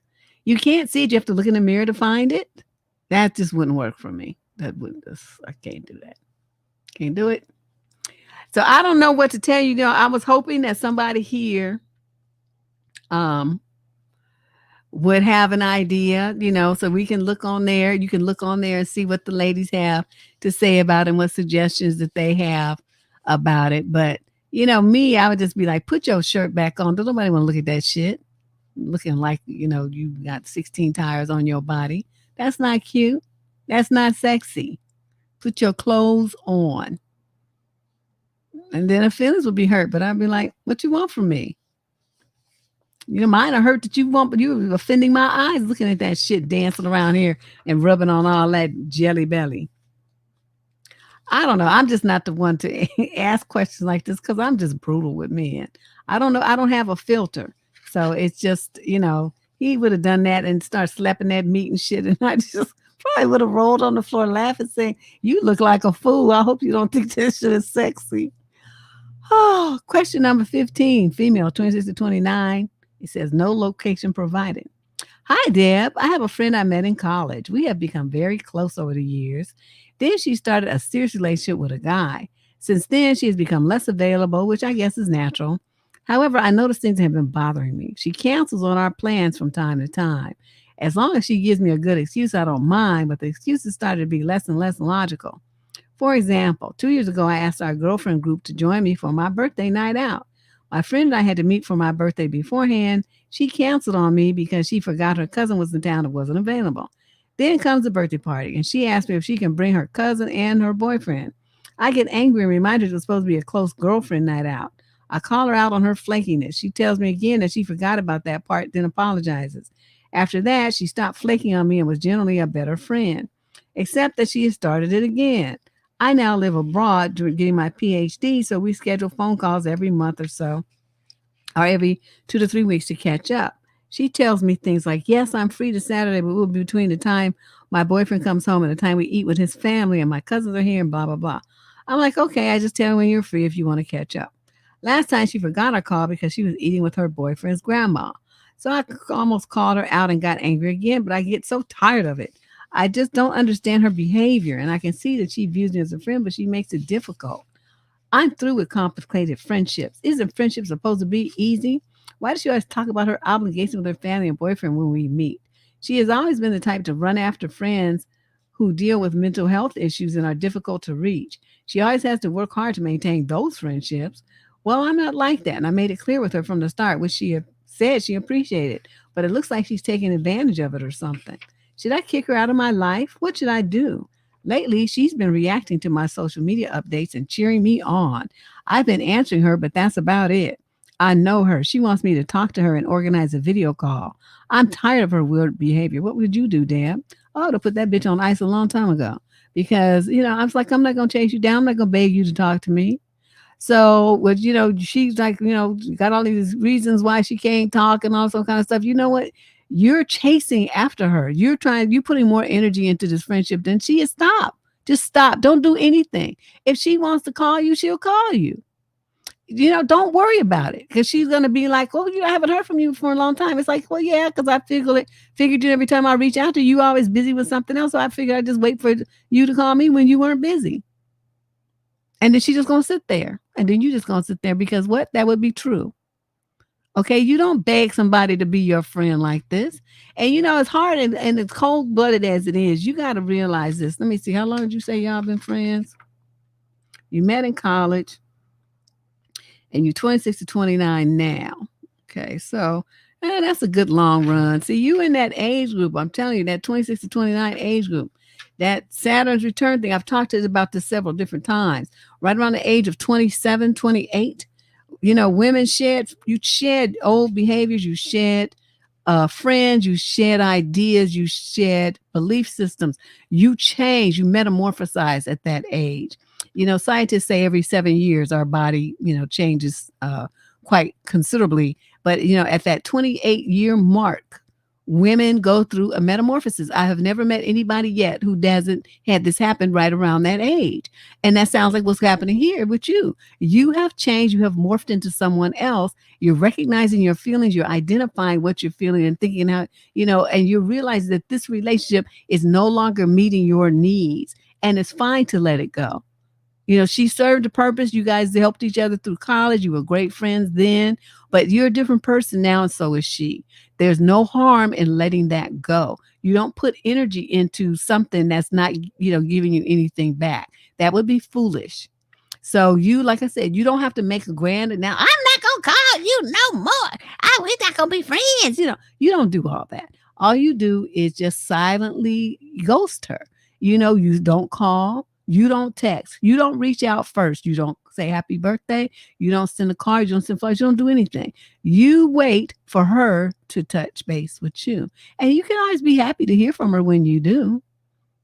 And if she gets started with this obligation on her family and stuff, well, it was great catching up. It was great catching up. Sounds like you got a lot going on and you're very busy. So I'll let you go. And, hopefully we'll catch up again real soon. Click. So, you don't have to be, you don't have to be like all having an attitude about it or anything. But I'm just telling you, this is just a part of this is part of life. It's every woman's life. And it's a natural occurrence. It's nothing you can do about it. Just go with it, flow with it. Because on the other side of this, by the time you hit 30, you'll be a different person. And it's going to happen again when right around the age of 36, 36, 37, somewhere 35 to 37, it's going to happen again. But it's going to be it'll be a different phase. So you're shedding stuff from like your teen years and early 20s at the standard return of 27, 28.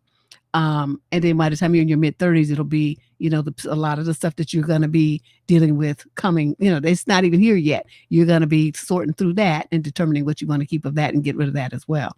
So it should be real interesting, but that's what you do. Don't worry about it. You're putting way too much energy into this. Question 16. This is a female in the 21 to 25 age group from Edinburgh, Scotland. We're both 25. He's going to be moving to another country and he wants me to move with him, but I'm not sure if I want to move to that particular country. And I don't know if I want to move just yet, period. Recently, we had a conversation. He mentioned that I wouldn't be able to survive without him. Oh, did he now? I thought it was just hyperbole, but then the way he spoke, it seemed he was being perfectly serious. I asked him if he would do without what he would do without me. And he said that he'd just focus on work. But that's not how my brain works. So I'd just be very sad without him. This just hit me differently. Like, is that how he thinks of me? That I just be moping around without him? I do struggle with a lot of mental illness. See, again, 21 to 25, what you have to be mentally ill and depressed about? But this really irritated me. I haven't said anything to him, but is this a sign of disrespect? It feels disrespectful somehow. Or are my feelings misplaced? So, okay, little girl, what you feel about something, and when you feel like someone is hurting your feelings, I am not going to tell you that they weren't hurting your feelings. That's for you to determine. What you have to do is trust yourself. Now, if you know this man, if you feel like him saying that you couldn't survive without him, you have to say, well, why don't you leave and then let me prove you wrong. Challenge him. Don't let him talk to you like that. You write me and stuff, but you didn't say shit back to him. That's who you should have said it to. As soon as he said, what? I wouldn't be able to survive without him. You're supposed to say, oh, no. I survived well before I ever saw your face, and I will live even better after you're gone because I won't have to be bothered with your shit. Won't that just be fabulous? So when are you leaving? Let me help you pack so you can go faster. So I can get started with the life that I'm going to be living and kicking up my heels when you're out of here. That's what I would tell him. Yeah. I'd be like, shit. I'd be on the phone just fucking with him now. I'm calling my girlfriends. Girl, so-and-so is leaving and he's moving to, well, you just said another country. Let me just say, he moving to Canada. And once he's gone, girl, I'm going to have a house to myself. I want you guys to come over. Let's have a weekend party, just us girls. Bring all the wine you can find and bring your sleeping bags and stuff. And we're going to have a good old time and just all of us girls, okay? Because I haven't been able to do anything like that because he been here. And he's leaving. Woo! I can't wait. The designer hefty bags. Nah, girl, he don't get no designer hefty bag. He get the green ones, them discount ones, the ones that you get at like the discount store, like Food Max. Them, the cheap ones you can poke your finger through. Not the hefty bags. Those are too good for him. Because he moving to another country.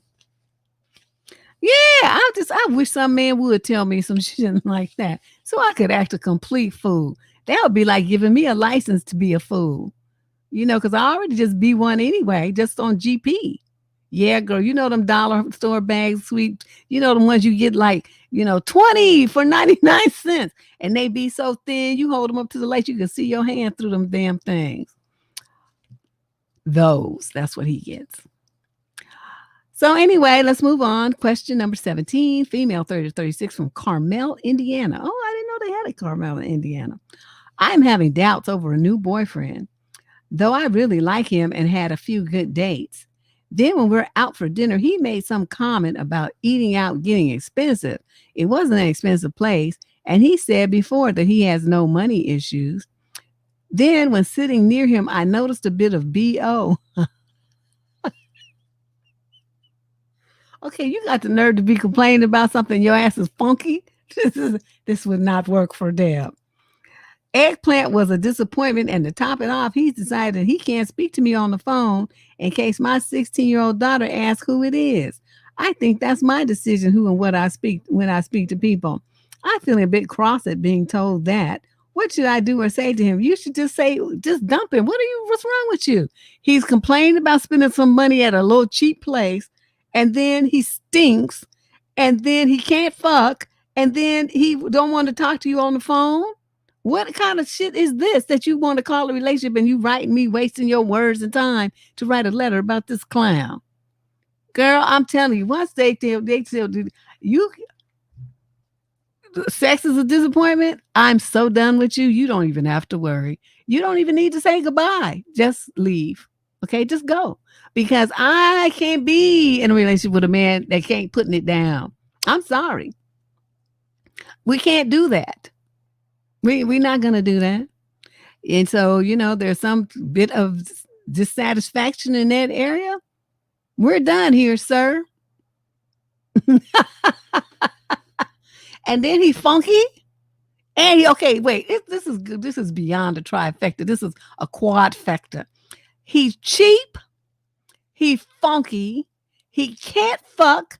And he doesn't want to have any kind of conversation with you on the phone. Okay, that's 4 fucked up things that you already told me. And that's your new boyfriend. You had a few good dates. Get rid of this fool. This funk would just been enough for me. I was like, why I smell your underarms? Didn't you take a bath today? Shower something? You stink. I don't like stinky men. And men's funk is just horrible. And it's just like overpowering. It just like knocks you the fuck down. It's like skunk squirts or something. And they had a nerve to be trying to sit close to you and stuff. Wait a minute. Side story. I remember when, I used to take BART, this pre-COVID days, right? Going to San Francisco. You don't want to have to drive over there. The traffic is horrendous. And the parking, you're paying like $50 to park your car for 30 minutes and stuff. It's crazy. So, you just take BART. So I park, down at the BART station, and you go in the middle of the day. It's free, right? So I'm on the train and stuff. But I came back a little bit late. The meeting I had, it ran a little late. So I should have been on the BART train no later than 4. And this was like in the middle of commute hour. I'm on this train. It's packed. And it was summertime and it was hot. Okay. And people, they lift their arms up, right? And they're holding on to the overhead thing. And I'm short. So this guy was there and he's tall and he's holding on to the one that's on the ceiling. I have to hold the little strap that hangs down because I'm short. But my head was right, not too far from his armpit. And I almost fucking passed out. The funk was so unbelievable. And you packed in here like a fucking sardine. And then he was funky and it was hot and I couldn't breathe. I tapped him on his. I said, can you switch arms? And he's why? I said, I did like this. Because I didn't want to, embarrass him and say, because your ass stink like a fucking pig farm.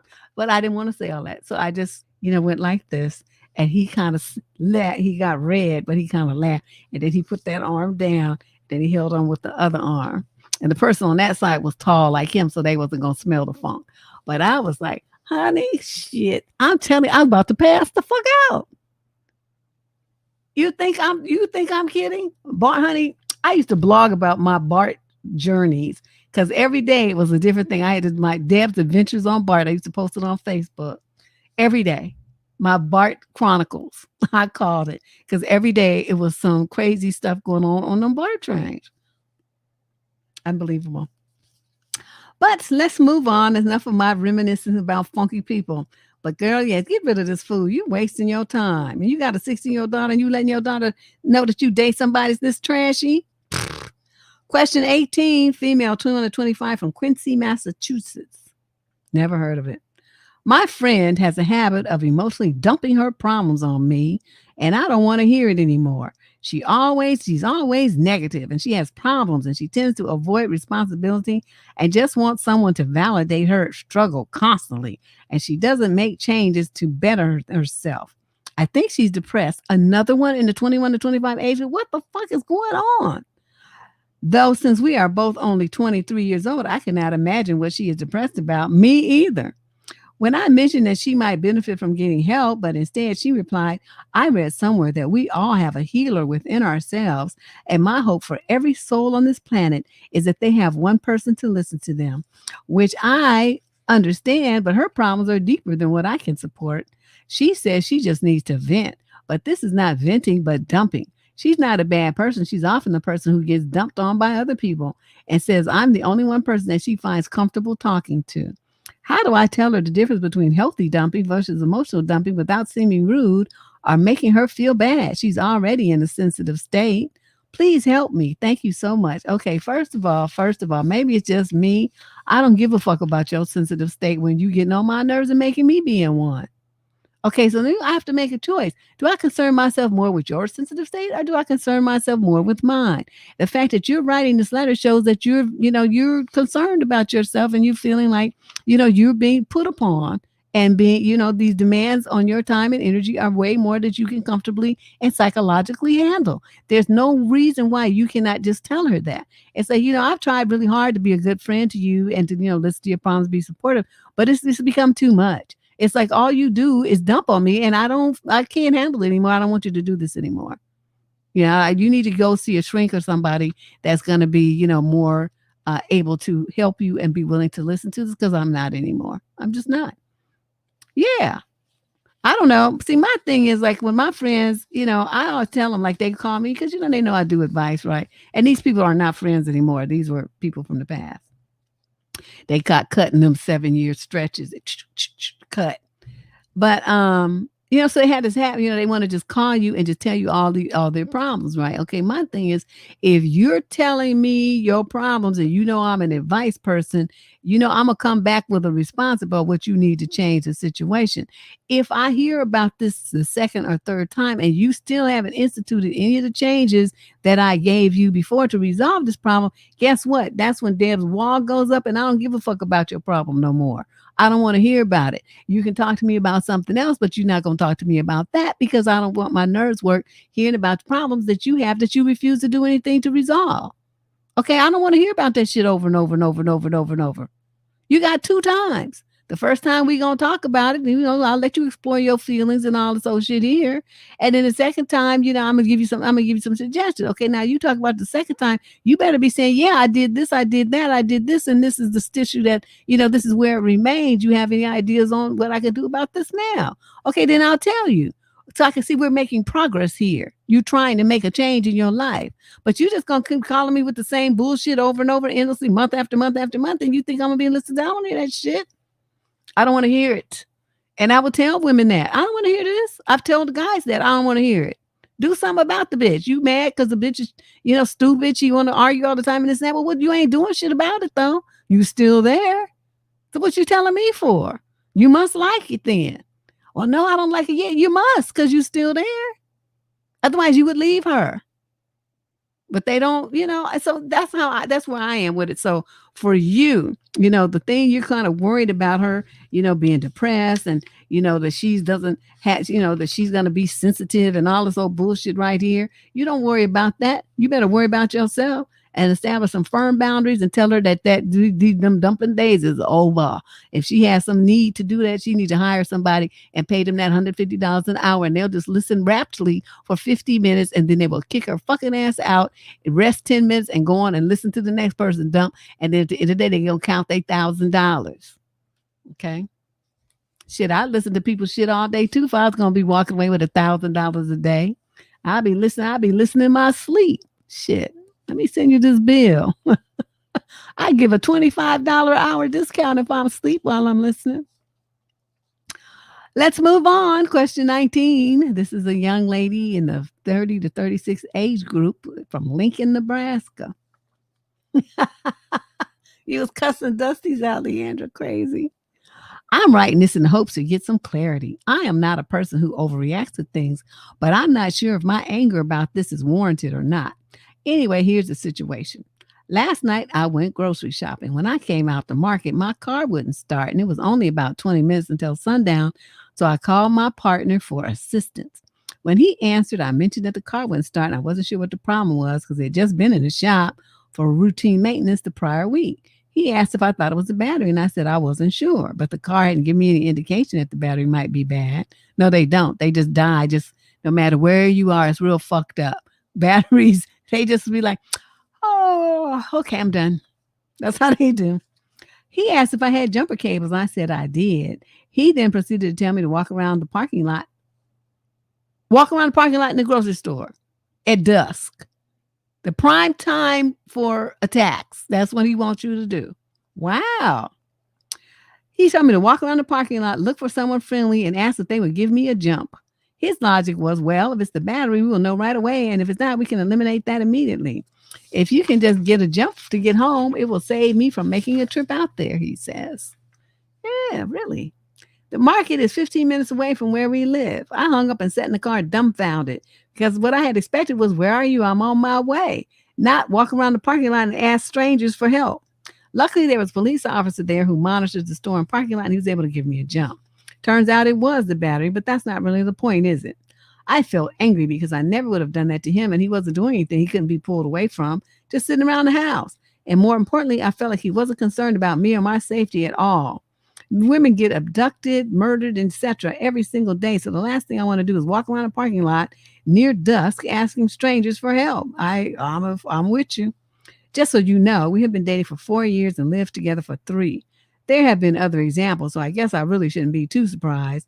He can be very selfish, yes. I think I've let him get used to being this way, and he doesn't think anything of it now. Oh, my insurance does offer roadside assistance, but the last time I had to call insurance, it took hours for them to show up. So I thought it would be faster for him to come, jump the car, and if necessary, leave it overnight and have it towed the next morning. Yes, I was buying food for the house for both of us. I'm still upset about it, but not sure if I should be or not. I just wasn't sure if I was overreacting to this or not. See, another woman who doesn't trust her feelings. You're good because by the time I made it to the house, I would have told him, pack all your shit and get the fuck out. Get the fuck out. How dare you treat me like that? And I'm going to the store to get food to come back and cook for your fucking ass, and you can't pull yourself away for 15 minutes to drive to where I am and make sure I'm safe? That's the best you could do. I want you to get your shit and get the fuck out. As a matter of fact, leave all this shit because I probably bought it anyway. Get out. Just get out. Oh, no, honey, you couldn't get shit from me after that. Well, honey, can you bring me a glass of water? Why don't you go drive down to the grocery store over there and walk around the parking lot and look for a friendly face to give you a glass of water? Are you going to cook me some? I'm really hungry. Well, I suggest you go down to the grocery store and walk around the parking lot and look for a friendly face to give you a sandwich or some shit. I would wear him out with that. And let's have some booty. Oh, I should think you should go walk around the parking lot and look for a friendly face to get you some booty. That's what you need to do. Every time he asked me for something, that would be my response. I would wear him the fuck out. I'm telling you, I'm petty like that. I would probably go talk to him. He's like, well, honey, you're pulling too much to cut the covers. Well, I suggest you go walk around the parking lot and look for a friendly face or somebody to give you some more covers then.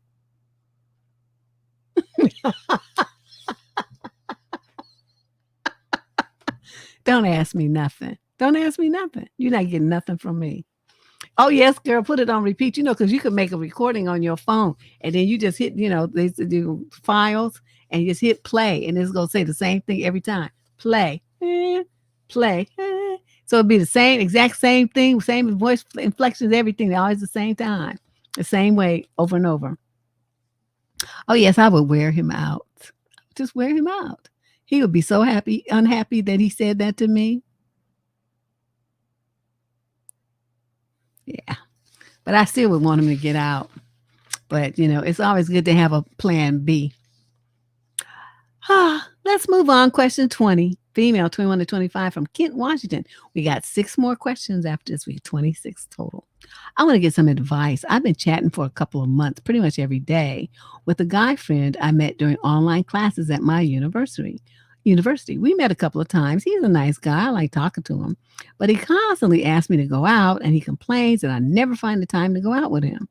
I'm an introvert, and I don't really feel the need to go out frequently. It's not like I never go out, but I need my space and time alone. Also, I don't really like going out without a specific purpose. What really bothers me is that he often reminds me of my lack of interest, even though I repeatedly told him that I need my space and that this kind of pressure only worsens my desire to go out. I know he's interested in me. He explicitly told me so. And I've already told him that the feeling isn't mutual. Okay, so he's pressuring you to go out. You already told him you don't want to go out. He says he likes you. You already told him the feeling's not mutual. Okay, so that's several no's right there. What bothers me is that I've said to him more than once that I'd let him know if and when I had the feeling of going out with him. And a couple of hours ago, he wrote me a text reminding me to let him know when I was available to go out. Let him know more than once that okay. How can I tell him that I don't want to go out so that he understands? I hope this makes sense. I can't really express what I feel like, and English is not my first language. This only makes it worse. And I'm not just being an asshole with him. Okay, a couple of things stick out here. A couple of things. Number one is this. Okay, first you told him no, and then you said more than once that I let him know if and when I had the feeling of going out with him. So what you did was cancel your no's by giving him hope that you could change your mind. Okay, that's not how you conduct yourself with men. If you say no, you stick to no. If you're not sure, then that's when you say this and you tell him you'll let him know. Okay, but you only say that, you don't say that after you've said no. Okay, no stands. No is a complete sentence. No is no ifs, ands, or buts. No is it ain't happening in this lifetime or the next. Hell no, fuck no, get the shit face the fuck out of my face. No. These kinds of, little add-ons to the no to embellish it and make it sound even more flavorful and wonderful and stronger. Okay, but that's not what you did. You added this, which basically eradicated your no. So I want you to stop doing that. Okay. I know you say that English is not your first language, but everybody understands no. Nada. Okay. I don't know if you didn't say what your first language, your major tongue is, but no. Everybody know what no means. You're supposed to stick to no. Okay. Now the second point here is that when you have a guy, and I can't really be as hard on him as I would want to because of what you did. See, you diluted your no. But under normal circumstances, if you had not said this and you were just telling him no and you had to keep saying no over and over and over and over and over, I would tell you to cuss him out and block him because he's not respecting your boundaries and not respecting your no. But I can't say that in this case because you turned around after saying no and gave him this little carrot thinking you, quote, being nice. What you did was fuck yourself up with that. So now he feels like, well, that she said no before, but then she said this. So he's going by the last thing you said, which was this. That's why he called you back, pressuring you. So now what you have to do is go back. You're going to have to find your voice and you're going to have to tell him, look, I told you no, because that's what I meant. You kept hounding me. So I told you, just trying to be nice if and when, but there will be no if and there will be no when. Okay. The answer is no. I'm not interested in you like that. I don't like you. I'm never going to like you. You're not my type. Okay. There's nothing about you that I find interesting romantically.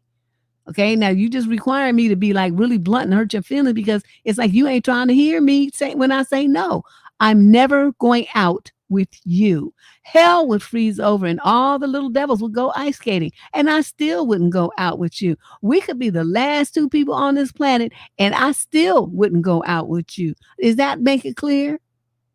Okay. That ain't going to happen, Captain. That ain't happening.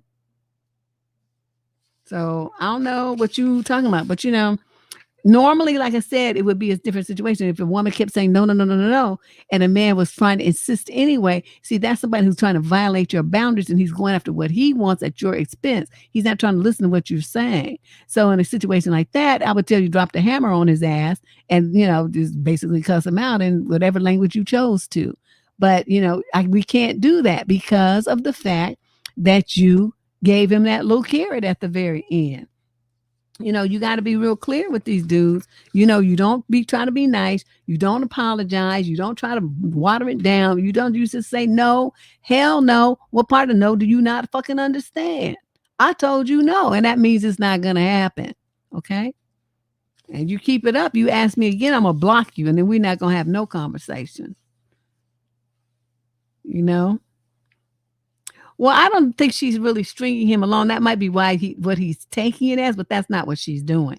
She was doing that thing where they try to be nice, where they try to reject the guy without being super direct about it and,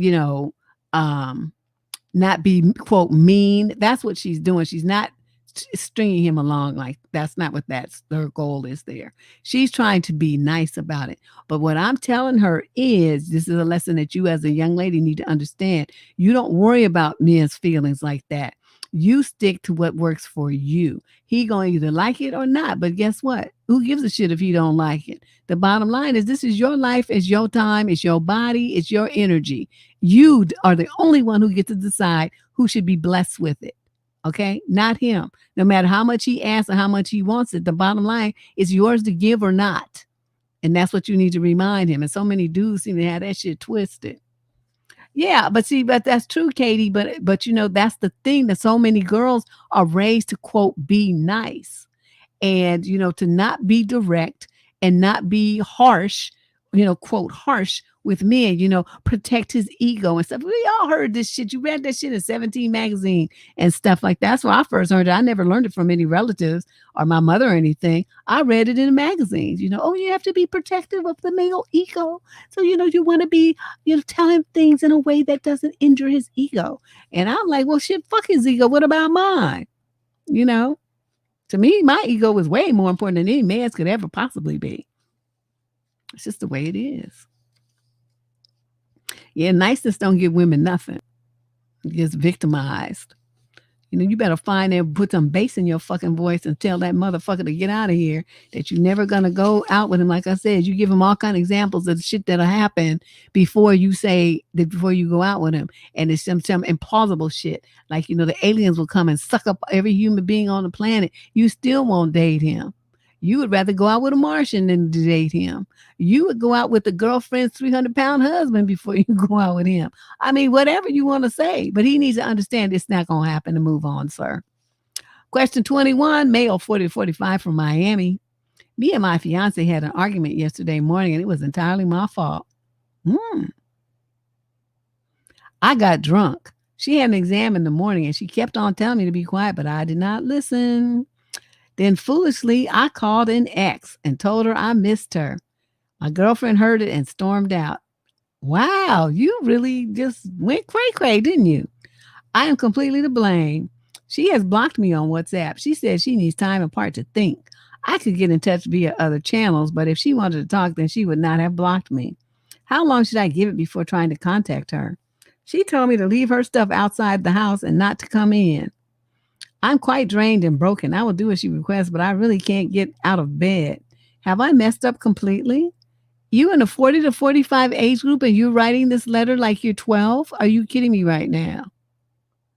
We have been going out since the start of April. I asked her to marry me. She said yes. Now she is saying that she doesn't want to marry me. I am 40 and she is 21. You ancient crackhead. We get on so well together. I never thought I would find someone like her so soon. I'm so unsure about what to do. You know what you did? You did this on purpose. Let me tell you what's going on with your ancient ass. You knew this was some stupid, dumb shit that you got yourself involved in. But not being a manly man, you didn't know how to say, you know what, I fucked up. You too young for me. I'm not trying to be with somebody who's only 21 years old. I need somebody who's at least in their 30s. So we need to break up. See, that's what you needed to say. But that's not what you said. I'm not trying to date a student. I'm a mature man with a mid-career path and stuff. I don't need someone who's still like going through childhood growth stuff, like going to college and trying to, get her degree. That's kid shit. I've already been through that phase. I need a woman who's already way past that and is, in a career and stuff like me. Who knows what these dudes just he just stupid. So anyway, that's what it was. See, your subconscious jumped out, and so I'm always of the mind that, see, liquor doesn't make us do anything. Liquor merely releases our inhibitions. It loosens our tongues. It removes the constraints that we've put on ourselves to try to be, social and respectful and all those kind of things. All those things go up in smoke. So what you did was everything that you wanted to do in the first place, which tell your ex that you missed her and, disturb this girl's exams because you feel like you need to be with a woman who's already past exam phase. So why should you have to be quiet for an exam and you're 40 years old? That's what's really going on here. You wanted to break up. You don't want to marry this girl. Oh, thank you, Onyx. And And so that's what it is. Your subconscious took over and brought out, said the things that you knew would send her away because you were too much of a coward to do it yourself. So you let, under the pretense of being drunk, you said some shit that you knew would send her away. So, what I'm going to suggest is that you stop hiding from this and that you own it. And so you reach out to her and say, I realized something in spite of the fact that, I proposed to you, which I still don't understand why I did that. I don't want to marry you, and I know you don't want to marry me either. And so we're going to just break up. I'll sit your stuff outside as you suggest. I'll have it outside by 2:30 tomorrow afternoon. I'll put it out at 2. I suggest you come up, shortly thereafter so that people don't think that it's just a sidewalk sale or something. Pick up your stuff and then we'll be done here, okay? You can keep the ring. Use it to pay the rest of your tuition. Ooh, dude. Get you, and then stop looking in colleges to find you a woman. Find you somebody in her 30s, you idiot. Question 22, male, 26 to 30 from Fort Wayne, Indiana. Tomorrow night, I'm going to be meeting a girl I met on an online dating site who seems to be everything I'm looking for from our conversations. She has a great professional career, but, quote, dreams of being a stay-at-home mom, end quote. Oh. This gives me hesitation because, one, if we got divorced, I could get screwed. And two, that would basically cut our family income in half and put more pressure on me. Am I being ridiculous? Absolutely. You haven't even been on a date yet and you already got yourself with some kids in a divorce. Talking about putting the cart before the horse, girl. I mean, dude. Okay, you don't even understand what somebody says that they want, and sounds like a good idea in theory, doesn't mean that that's true. A, and then B, if you have enough kids, you probably would want her to stay at home. Have you checked out how much daycare is these days, especially for an infant? Unless she's she balling, the money she makes is gonna be going into commute costs and daycare. So, this is something to consider. Really. Unless like I said, unless she balling, making like hella money. All her money is going to be going, all her check and probably some of yours too, will be going to pay daycare. So, and as far as this cut the family income in half and put more pressure on me, that's what a man is supposed to do, support his family. Did you forget that part? If you feel like you going to have some little half-ass penny ante job where you can't make enough money to support a family, then don't have one. Get your ass back in school, get you an advanced degree, get you a certification of some sort, something that's going to make you some money, sir. Because, all kind of things happen. I mean, it could be the kind of thing where she did have a job, but then she has some major complications in the pregnancy and she can't work now. What you going to do? She gets in a car accident or something. I mean, you might get a settlement and everything, but, if you depended on her income just for survival and suddenly it's not there, what you going to do? You have a kid, right? She was planning to go back and work after the kid, but you have a special needs child. And so somebody has to stay there and take care of that kid all the time. What you going to do? So this is why, when I see men say, the family income is going to be cut in half and it's going to put pressure on me. You're a man and you're supposed to have that kind of pressure, you punk ass bitch. What the fuck? What you're supposed to do is be like my grandfather. You got to work 2 jobs to make sure you support your wife and kids. You lazy bum. You just want to stay at home, want to go to a fucking job and then come home and play PlayStation and Xbox all fucking day. These men these days are lazy as hell. I just never seen no shit like this. So you know what you do? Keep your dick in your pants. Don't be trying to date nobody and don't be having no kids. And there you go. You can keep all your damn money. Yeah, I know. It says because it was like 1,100, when my daughter was little for infant care. So I know it's way more in the 2000s now. So, a lot of people don't even bring home that much money. They ain't making that kind of money. I don't know how they do it. Yeah, I would be, Alex is cracking me up tonight. He said she's living for cussing out on my new microphone because it sounds good, huh? It gives you extra bass in the voice when I be cussing. It's too funny. You guys are killing me. But I just can't stand men like this. And I tell you, if I had a son, he came to me telling me some bullshit like that, I would bust him upside the head with something. You little punk. I didn't raise you like that. I don't give a fuck if you got to work 16 jobs like a fucking Jamaican. You are gonna make enough money to support your wife and kids. That's what you're gonna do. If you can't do that, that's too much work. It's too hard, then you don't have any. And then you won't have that problem. Okay, and don't get married either. And don't be trying to date nobody because then you're gonna be fucking, and the chances are you're gonna have a kid. And guess what? Because you do not understand that's how babies are made, right? So you could slip up and have one, and then what you gonna do? Then don't be having twins or triplets. Your ass gonna be broke as fuck. And don't be looking for me to get no money. I wasn't the one in the bed making them. That was you. So you gonna be the one fully responsible for all of that. And it's like more parents, I think, need to talk to their sons like that because they be whining about paying child support. Nigga, was you fucking? Okay, you was fucking. That's how babies are made. So don't be coming to crying to me about the fact that your check is getting tapped and you can't buy no new shoes. You should have thought of that, and you should, that them condoms is way cheaper than a child support check. Don't you think in retrospect? You could have done that, don't you think? And if you knew you didn't want no kids, why did you carry your ass down to the doctor and get a vasectomy? They do it in 10 minutes these days, and it is reversible. But it'll save you from getting somebody pregnant and having your wallet tapped. I'm just like, these dudes, they're just so irresponsible and just trying to blame shift all the time. She made me a dad. No, you made yourself one. Nobody tied you to a table and extracted your sperm. You volunteered that shit. You willingly gave it up.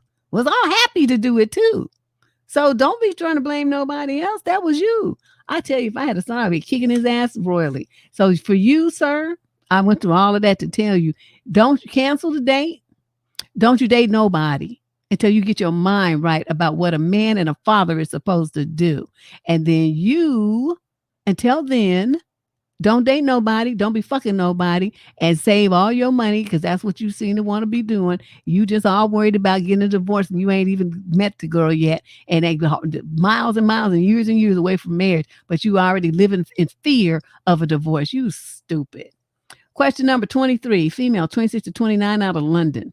I met a guy a few weeks ago at a friend's party. At the party, he and I hit it off really well. Very balanced conversation at that time. It was enough for us to decide to go on a date. Okay, I've had that experience. Fast forward to last night, we had our first date, and it was kind of a 180. He's very nice, and I'm attracted to him physically. Emotionally, I was attracted at the party, but last night I lost some of that attraction. A big chunk of that was dinner. He spent 90% of the time talking and not really asking anything about me, except one topic, which I will mention below. He only talking about where he was from, his workouts, his routines, etc. What? I mean, that might have been interesting to me because I, worked as a trainer, but to the average woman, that wouldn't be interesting. Every once in a while, I would interrupt to try to change the subject.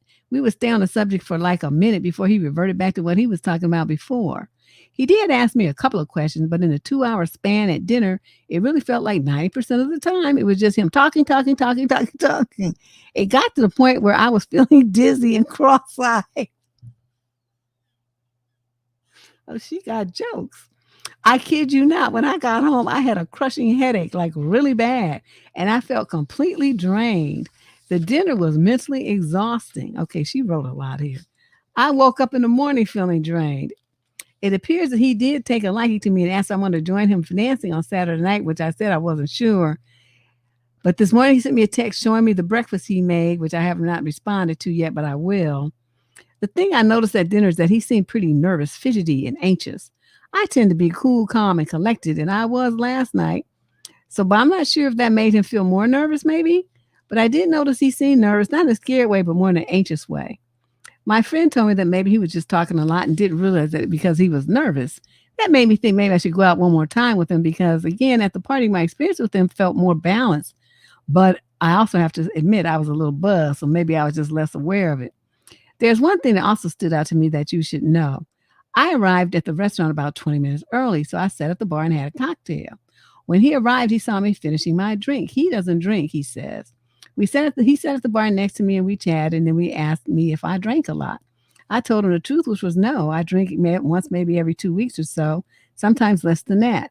The last time I had alcohol was at the party where I met him.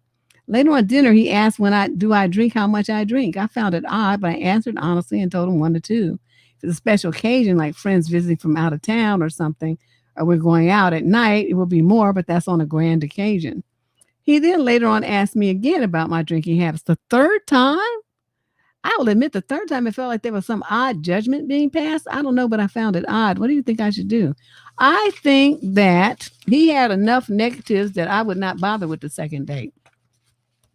That's what I did. Whether he was nervous or not, you in the 26 to 29 age group, what you are anyway. So I'm assuming he's, in that age group or maybe slightly older. Who's to say? But at that age, you should know how to act on a date. And all this nervousness and all this whole kind of stuff here is not really, that doesn't make any sense. He's a dude. You could have your shit together so that even if you are nervous, you don't show it. Where's your fucking poker face? You just going through life, just running your mouth and just boring people to half to death. I tell you, see, I don't have that kind of patience, because I would have told him, it's like, look, all you do is talk about yourself. You aren't the most interesting person in the world. I hate to tell you.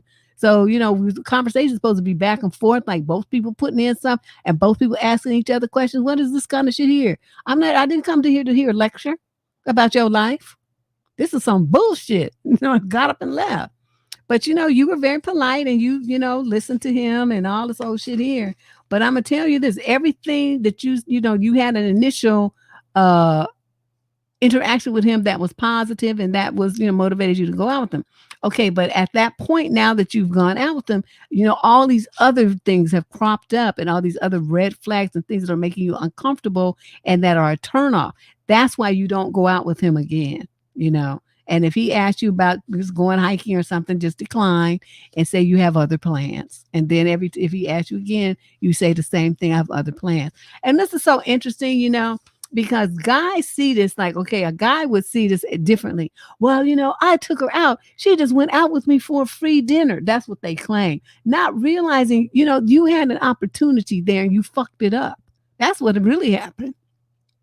You took her out to dinner and the dinner was nice. And that's why she went with you, because you was cool. But somewhere on that dinner date, you made a left turn and then she was like, oh no, we ain't making a repeat of this shit. This is not happening again. And men don't want to really take that objective look at themselves and say, okay, what did I do or say that turned her off and turned her away from me? Because whatever that is, I need to stop doing it so that this doesn't happen again.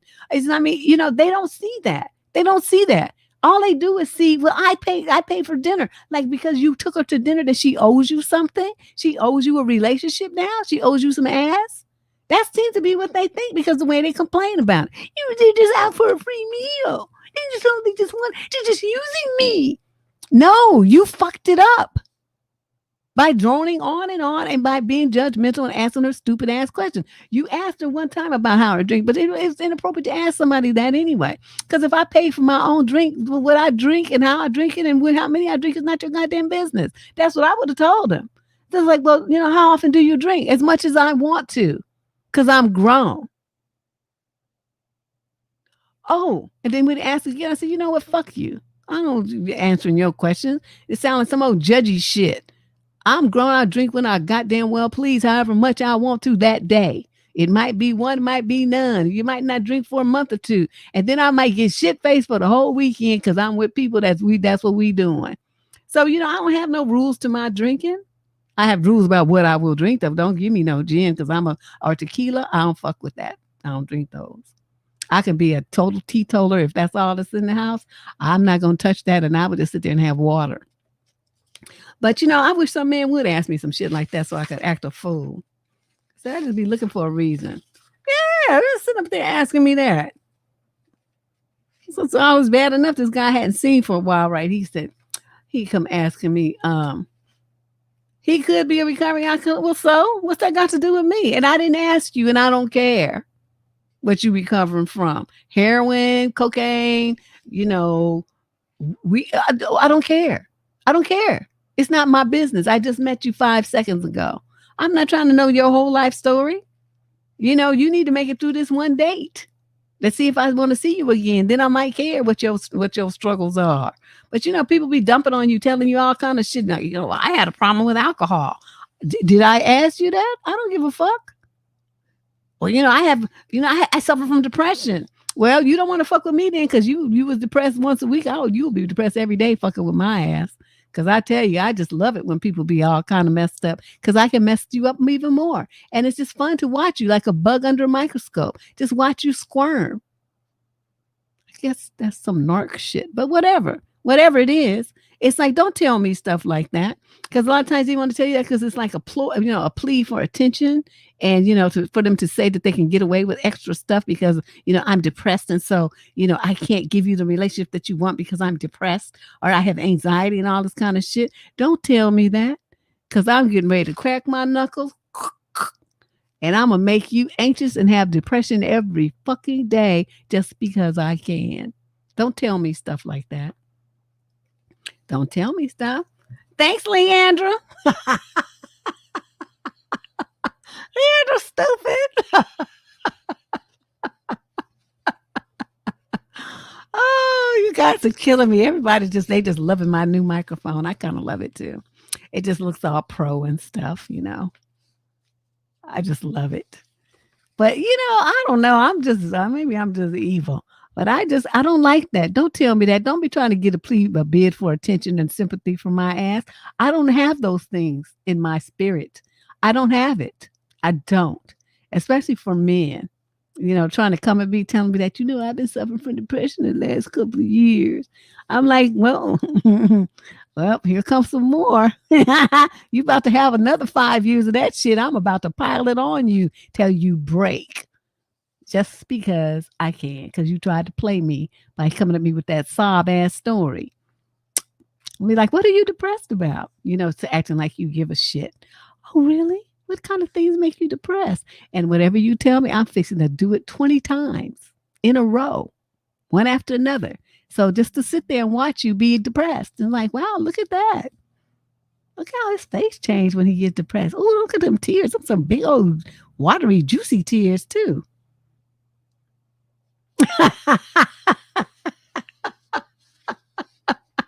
I don't like that kind of stuff. I don't want to say, I want a man to be strong. If you got to cry, go do that shit somewhere else. I don't want to see that and I don't want to hear it. And I don't want to hear about your depression. Go to a shrink and start fixing that problem. Okay. That's what you need to do. Don't whine to me. I don't give a fuck. And I will tell the dude, I don't give a fuck about you and your issues. What that got to do with me?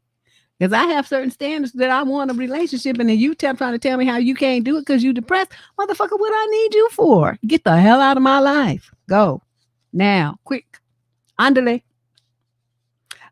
Bali, pali, pali. All that. Go. Okay, here we go. Testing 24. This is a young lady, 30 to 35 from Los Angeles. My boyfriend and I have been together for 10 years since I was 23. Wow. We've had a lot of issues and we always tried working past them. But a few months ago, he told me that this was going to end if things kept staying stagnant. So I began making plans just in case. I have always wanted to live abroad. My mom is French and grew up in Paris. Ooh, and pursue an international career. But I stayed here in the U.S. for my relationship. He found out and said he wouldn't support me if I went. Well, Deb, I received a firm job offer for my dream job 2 days ago. It's for a lot of money, but he's not willing to compromise. He said it's him or nothing.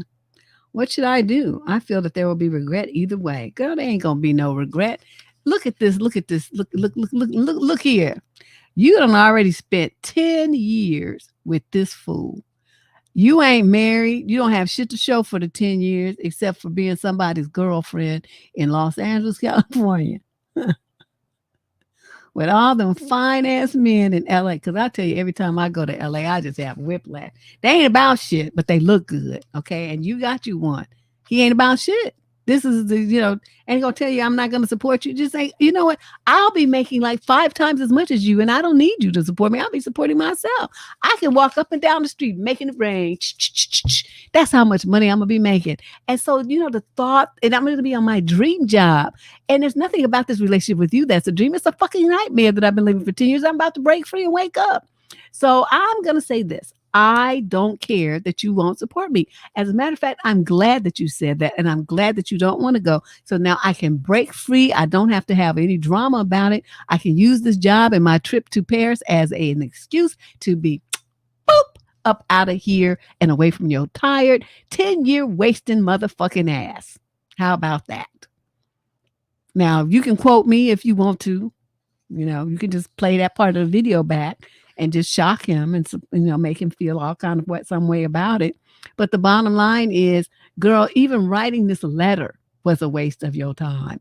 Being with this man another day is a waste of your time. If you have not already accepted this offer that these people have given you, I want you to write them back and say, how much are you going to allow me for relocation fees? That's the only point of contention that wasn't spelled out in your offer letter. And I'm curious to know what that is. And then once they come back with either nothing or, we'll give you $10,000 or 10,000 euros, whatever it is, then you go and say, okay, where do I sign? Where do I sign? Send me an Adobe PDF so I can, e-sign it. And then I will send it back to you and let me know in there what the expected start date is. So I'll make arrangements and everything. Do you have a corporate apartment I can stay in for 2 weeks while I find a place? I mean, how are we going to do this? Okay. And then they'll set everything up. You get your little passport. You can, any shit that you got there, that's furniture and all that stuff, you let him have it. If it's some family antiques or something, you take that to your mama's house and put it in storage temporarily, or give it to some kind of international shipper place to send it to you once you get your address. And then you jump on the plane and you go like this, and you don't never waste no time with him again. Send me a postcard from Paris. I would love to hear from you. Okay? Live your fucking dream. That's your dream. Nobody's going to make it come true but you. Let's move on to the next to last question of the day. This is question number 25. This is a female in the 26 to 30 age group from Racine, Wisconsin. Racine? I'm dating someone with a lot of emotional trauma in his life. God damn it. I am 26 and he is 29. He had an abusive mother, a no-show dad, and his foster family abandoned him. I did download a violin sound file. I need to load it up here so I can start pressing that button and make it play when these pitiful stories come through. Okay, his foster family abandoned him only a couple of months ago, he says. His friends aren't the greatest either, but I've fallen in love with him. I've made my best effort to love him how he needs to be loved. I try to boost his self-esteem and I try to convince him that I'm not leaving since he's developed abandonment issues. In all, he has had a very rough life. He was a Marine and is now in school for HVAC. All of this, I think, has ended up with him becoming clinically depressed. I found out he was on Tinder, and upon inspection, I saw that he had talked to some girls, but nothing past hello and how's your day. No numbers were exchanged. There were no meetups, nothing physical. I tried leaving him, but he broke down and told me that I was the only thing good in his life and that he would do whatever I asked. He changed. He'd go to therapy for the depression. He would return to the gym, something he loved and stopped doing, and he'd be more attentive. It's been a week and he's done all those things, but I feel almost like an idiot for letting this go. I should leave in my mind, but his past is so different and I do love him. So it's hard seeing him broken and even harder feeling like I'm making it worse. His idea of love is so skewed. Am I evil if I leave? Am I an idiot if I stay? To be clear, he asked me to be his girlfriend. We've been official for 7 months. I do love him. I just don't know how to get past this or if I even can. Okay, you have said that you do love him 3 or 4 or 5 times in this letter. Sounds to me like you're trying to convince yourself, not me. Because, for me, somebody with all these problems, this man is incapable of loving you. You were in some codependent something where you feel like he's a wounded bird and you want to take care of him, protect him and all this old shit here. See, what you need to do is get you a puppy. That's what you need to do. You get you a puppy and then you take care of that and you nurture that and you support that and you raise that and you feed it and you take it to the vet and you sleep with it and all this kind of stuff. That's what you need, a puppy. Because what you're doing is treating this grown ass man like he's a pet. That's what you're doing.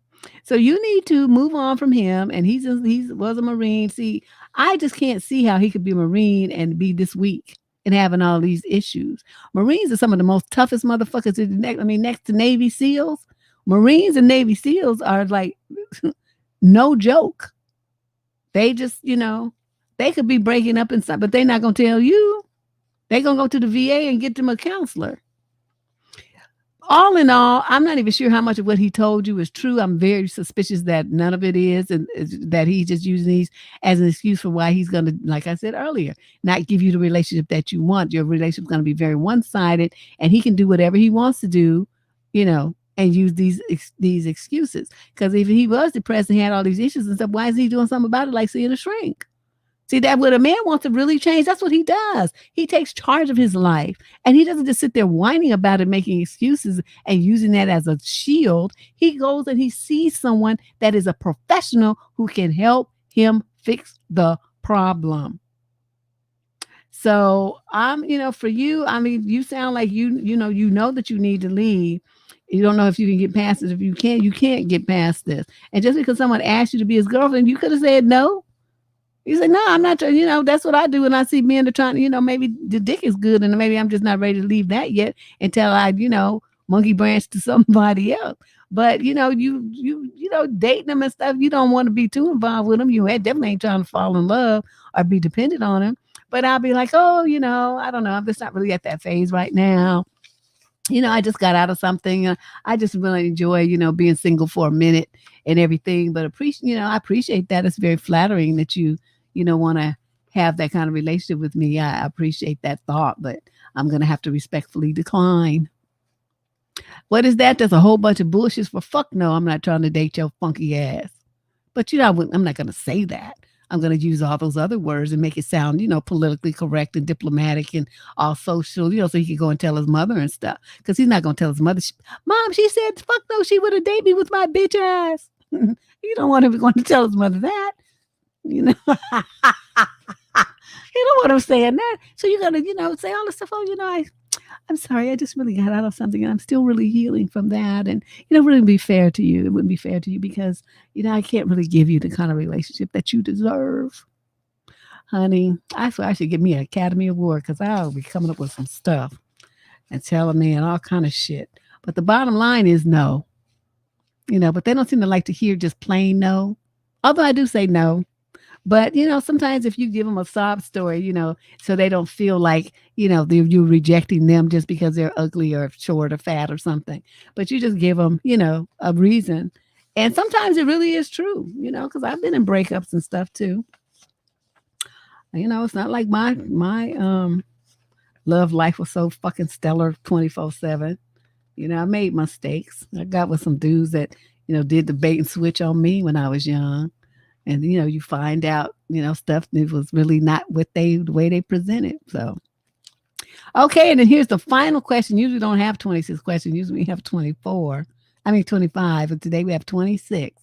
So it says question number 26 came in today, Candace typed. That means this is a last minute edition.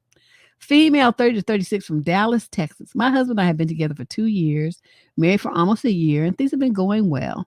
About half our relationship was long distance because I had to return to my country and wait until I could be approved for a long stay family visa. All that is settled and things were going great. And I found out less than a week ago that I am pregnant. Oh, this is where things turn for the worse. My husband has one son from a previous marriage. The kid is a total brat. He is 10 years old. He doesn't pick up after himself. He has major temper tantrums, screaming and crying episodes. And when he doesn't get what he wants, he kicks the wall. Wow. Wow. My husband spoils him and lets him do whatever he wants. When I complain, he says, I only have him for the weekend. I want to make sure he has fun while he's here. Ever since I told him about the baby, he has been insisting that his son from his first marriage come to live with us, and I am adamantly against that, and he refuses to compromise.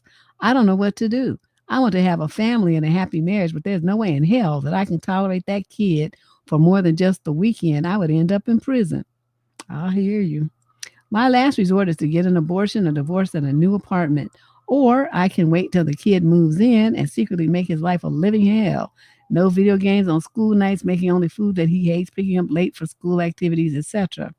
Why should I have to lose everything for that little piece of shit? I feel blindsided. I never agreed to this. And for my husband to wait until I'm pregnant to announce this change of plans makes me feel tricked. I can leave, but what if I don't find anyone else? I'm 31 and I want a family. Girl, you're only 31 years old. You have at least 10, 11 years to find you somebody else. And trust me, just like you found him, you can find somebody who's better. And I suggest you find somebody with no kids. Let's go through this, shall we? Number one mistake that you made. You got with a man and had a kid and talking about, I didn't sign up for this. Yes, your ass did. Because when you get with somebody that has a kid, even the kid may not live with you right then. What if that mother got in a car accident next weekend and died? What's going to happen? That kid is going to come and live with his daddy. Okay? That's just the way that it is. He's next of kin. The kid would come and live with his father. Now, why women marry men with children and then be shocked when the man, wants to cut it back on his child support and knowing since you're going to be home with the baby anyway, he can save all that money from child support by having a kid there. Right? So he going to try to burden you with that shit. So, you just found out you pregnant, so that means you in the area where you definitely can get a termination and file for divorce. And I would recommend that because this is going to be a situation this not going to change. It's not going to change. My concern is that you have this boy that the husband spoils, and he's 10 years old. Do you know that the 10-year-olds could really seriously injure, cripple, and possibly even kill an infant? This kid is violent and he's out of control. He's totally undisciplined. You would not be able to leave him in the house or in a room where he could get to that baby at any time. Even if it's nighttime and everybody's asleep, you would have to keep an eye on the baby because of this kid. And you don't know with this kind of behavior, how he's always throwing temper tantrums and screaming and crying and not getting when he doesn't get what he wants. Anytime that it became an issue between him and the baby, guess what he would do, who he would take that out on? Your best bet for the sake of yourself as well as this baby is to terminate the pregnancy and get away from this man as expeditiously as possible. And I know people are probably thinking, oh, that's a horrible thing to say, they're married and this and that. Don't you understand what kind of kid this is? And that this husband's attitude where he doesn't want to check this kid and let the kid do whatever he wants, he's going to be firmly up against finally having to step up and discipline his child to protect the baby. This boy is not going to take that well because he's never experienced discipline before. He's going to feel like he's being denied what he wants because of that baby. His anger and frustration and rage at not being getting what he wants and life changing for him is going to be directed at that baby. And every chance he gets, he's going to hurt it. Okay, I want people to understand this mentality of this kind of kid. The father's stupid because what he's basically going to be raising is a juvenile delinquent. This kid, he's 10 years old. He's going to carry this routine out and he's going to, make these demands on the wrong person, and his kid's going to get knocked the fuck out. Because people they taking that shit. They don't care about what your daddy let you do. You ain't doing that shit here. That's not going to happen. So, parents who don't understand that, the world, your child has to fit into the world. The world's not going to fit into your child. And those of you who raise your child to having these false beliefs that everything's going to bend to their will and stuff, you're setting your kid up for failure. Because at some point, they're going to realize that they ain't shit. Okay, the only person that they're shit to is you. And once you out the picture, you in the oval somewhere, your ass is dead, your kid is going to be like a lost ship out in the ocean with no sail, no oar, just floating around lost because you set them up to be that way by not teaching them how to act and saying no and putting boundaries and barriers on their behavior. You did that to your own kid. You fucked them up. So your husband is stupid. I would not even want a kid with a man with this kind of mentality. But like I said, my main concern is the risk that this violent, out of control boy would pose to a helpless infant. You cannot watch the baby 24/7. You're going to have to pee. You're going to have to take a shower. You're going to have to do things when that kid is there at the house. You can't protect the baby 24/7. It's not possible. And the dad would be like, oh, I never thought he would do anything like that. But in the meantime, now the baby's all fucked up. And sometimes, when they say the kid is like this, they're gonna bring you up on charges for neglectful parenting and not protecting the child, putting the child at risk. Because you know that this kid is a danger to the child. And y'all didn't do nothing to put the boy in therapy. You didn't do anything. You just exposed the baby to this. So yeah, y'all would be brought up on charges too. So this, all in all, I'm not seeing where this situation is a benefit to you or this unborn child in any way, shape, or form. It's just not. And you don't want to leave there and have the baby. You want to leave him and any of his DNA and shit behind when you go. You only 31 years old. You are in the prime where you can find you somebody about 40, a man who's got some sense and no kids and who's been looking for a woman like you. Okay, get rid of this fool, get rid of his badass demon spawn kid, and get rid of that zygote that you have inside of you, and move on with your life. And that's what my advice is to you.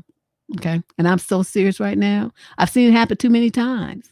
These little babies end up with broken bones and all kind of shit because of their older, blinded. All kind of crazy shit be happening because the parents, didn't pay any attention to the fact that their child was violent and jealous and would be doing something, to strike out and taking their anger and rage out and frustration on the helpless infant. You cannot watch a fucking baby 24/7. You can't do it. So, lady, you better listen to what I'm saying. Get the fuck away from all them crazy people, all of them. And then you're going to have a baby with somebody else. Even if you go to a sperm bank to have a baby, you have a baby by yourself. That's better than this. Okay. Because it would be tied to him. You don't want to do that. You just want to make a clean break. So anyway, that's what we got doing for today on What the Fuck Tuesday. I have, I'm still go check out the community wall because I have a couple of cries out for guests. I'm still looking for, we had to postpone that show about single women with unmarried and no children because I couldn't get enough people. I needed at least 3 to make it a panel. Otherwise it's just goofy. So, if you're interested, you're free this Sunday. You can, devote an hour or so of your time to talk about, what kind of your experience are as a single woman that never wants to get married. You're not married and you don't have any children. What's that like for you? I would like it to be people at least 30 years old and over and, out of school with their career started and stuff. And this is a conscious choice that you have made. You don't want to have any children and you don't want to get married. So, let's talk about that. I also have another thing that I'm doing. I'm looking for people who live this polyamorous lifestyle. I did a show like this on Blog Talk probably about 15, 16 years ago, but I want to do another one. And so if polyamory is just multiple partners and what is the other one? Polygamous is if you are married, you have multiple spouses. Okay, we're not necessarily talking about this as this channel primarily deals with single people. So I would like to know if you have, that kind of interest, you participate in that kind of lifestyle, you have a polyamorous relationship, or that's the lifestyle you're interested in, please write to me at survivingdating@gmail.com. Let me know your name, your gender, how many years you've been doing, living that lifestyle. Just a couple of paragraphs so I understand who you are as a person. And then I'll be making a selection. That show will be the following Thursday. So I really, appreciate everybody coming through. Thanks for everybody who donated monies to help me, upgrade my equipment here. This was a pricey little so-and-so, right? Yeah. This is Leandra. Are you old enough? Well, write to me. I'm just saying, if write to me at survivingdating@gmail.com and tell me your story for either show. And it should be pretty good. We got a lot of stuff going on this channel. I appreciate everybody coming. Thanks and props out and much love and hugs to my girl Shay. She always here, got my back holding it down. And to everyone who made super chat donations today, I love you. I'll see you guys real soon. Okay, like Friday night, we'll be here for DNN. Talk to you later. Bye-bye.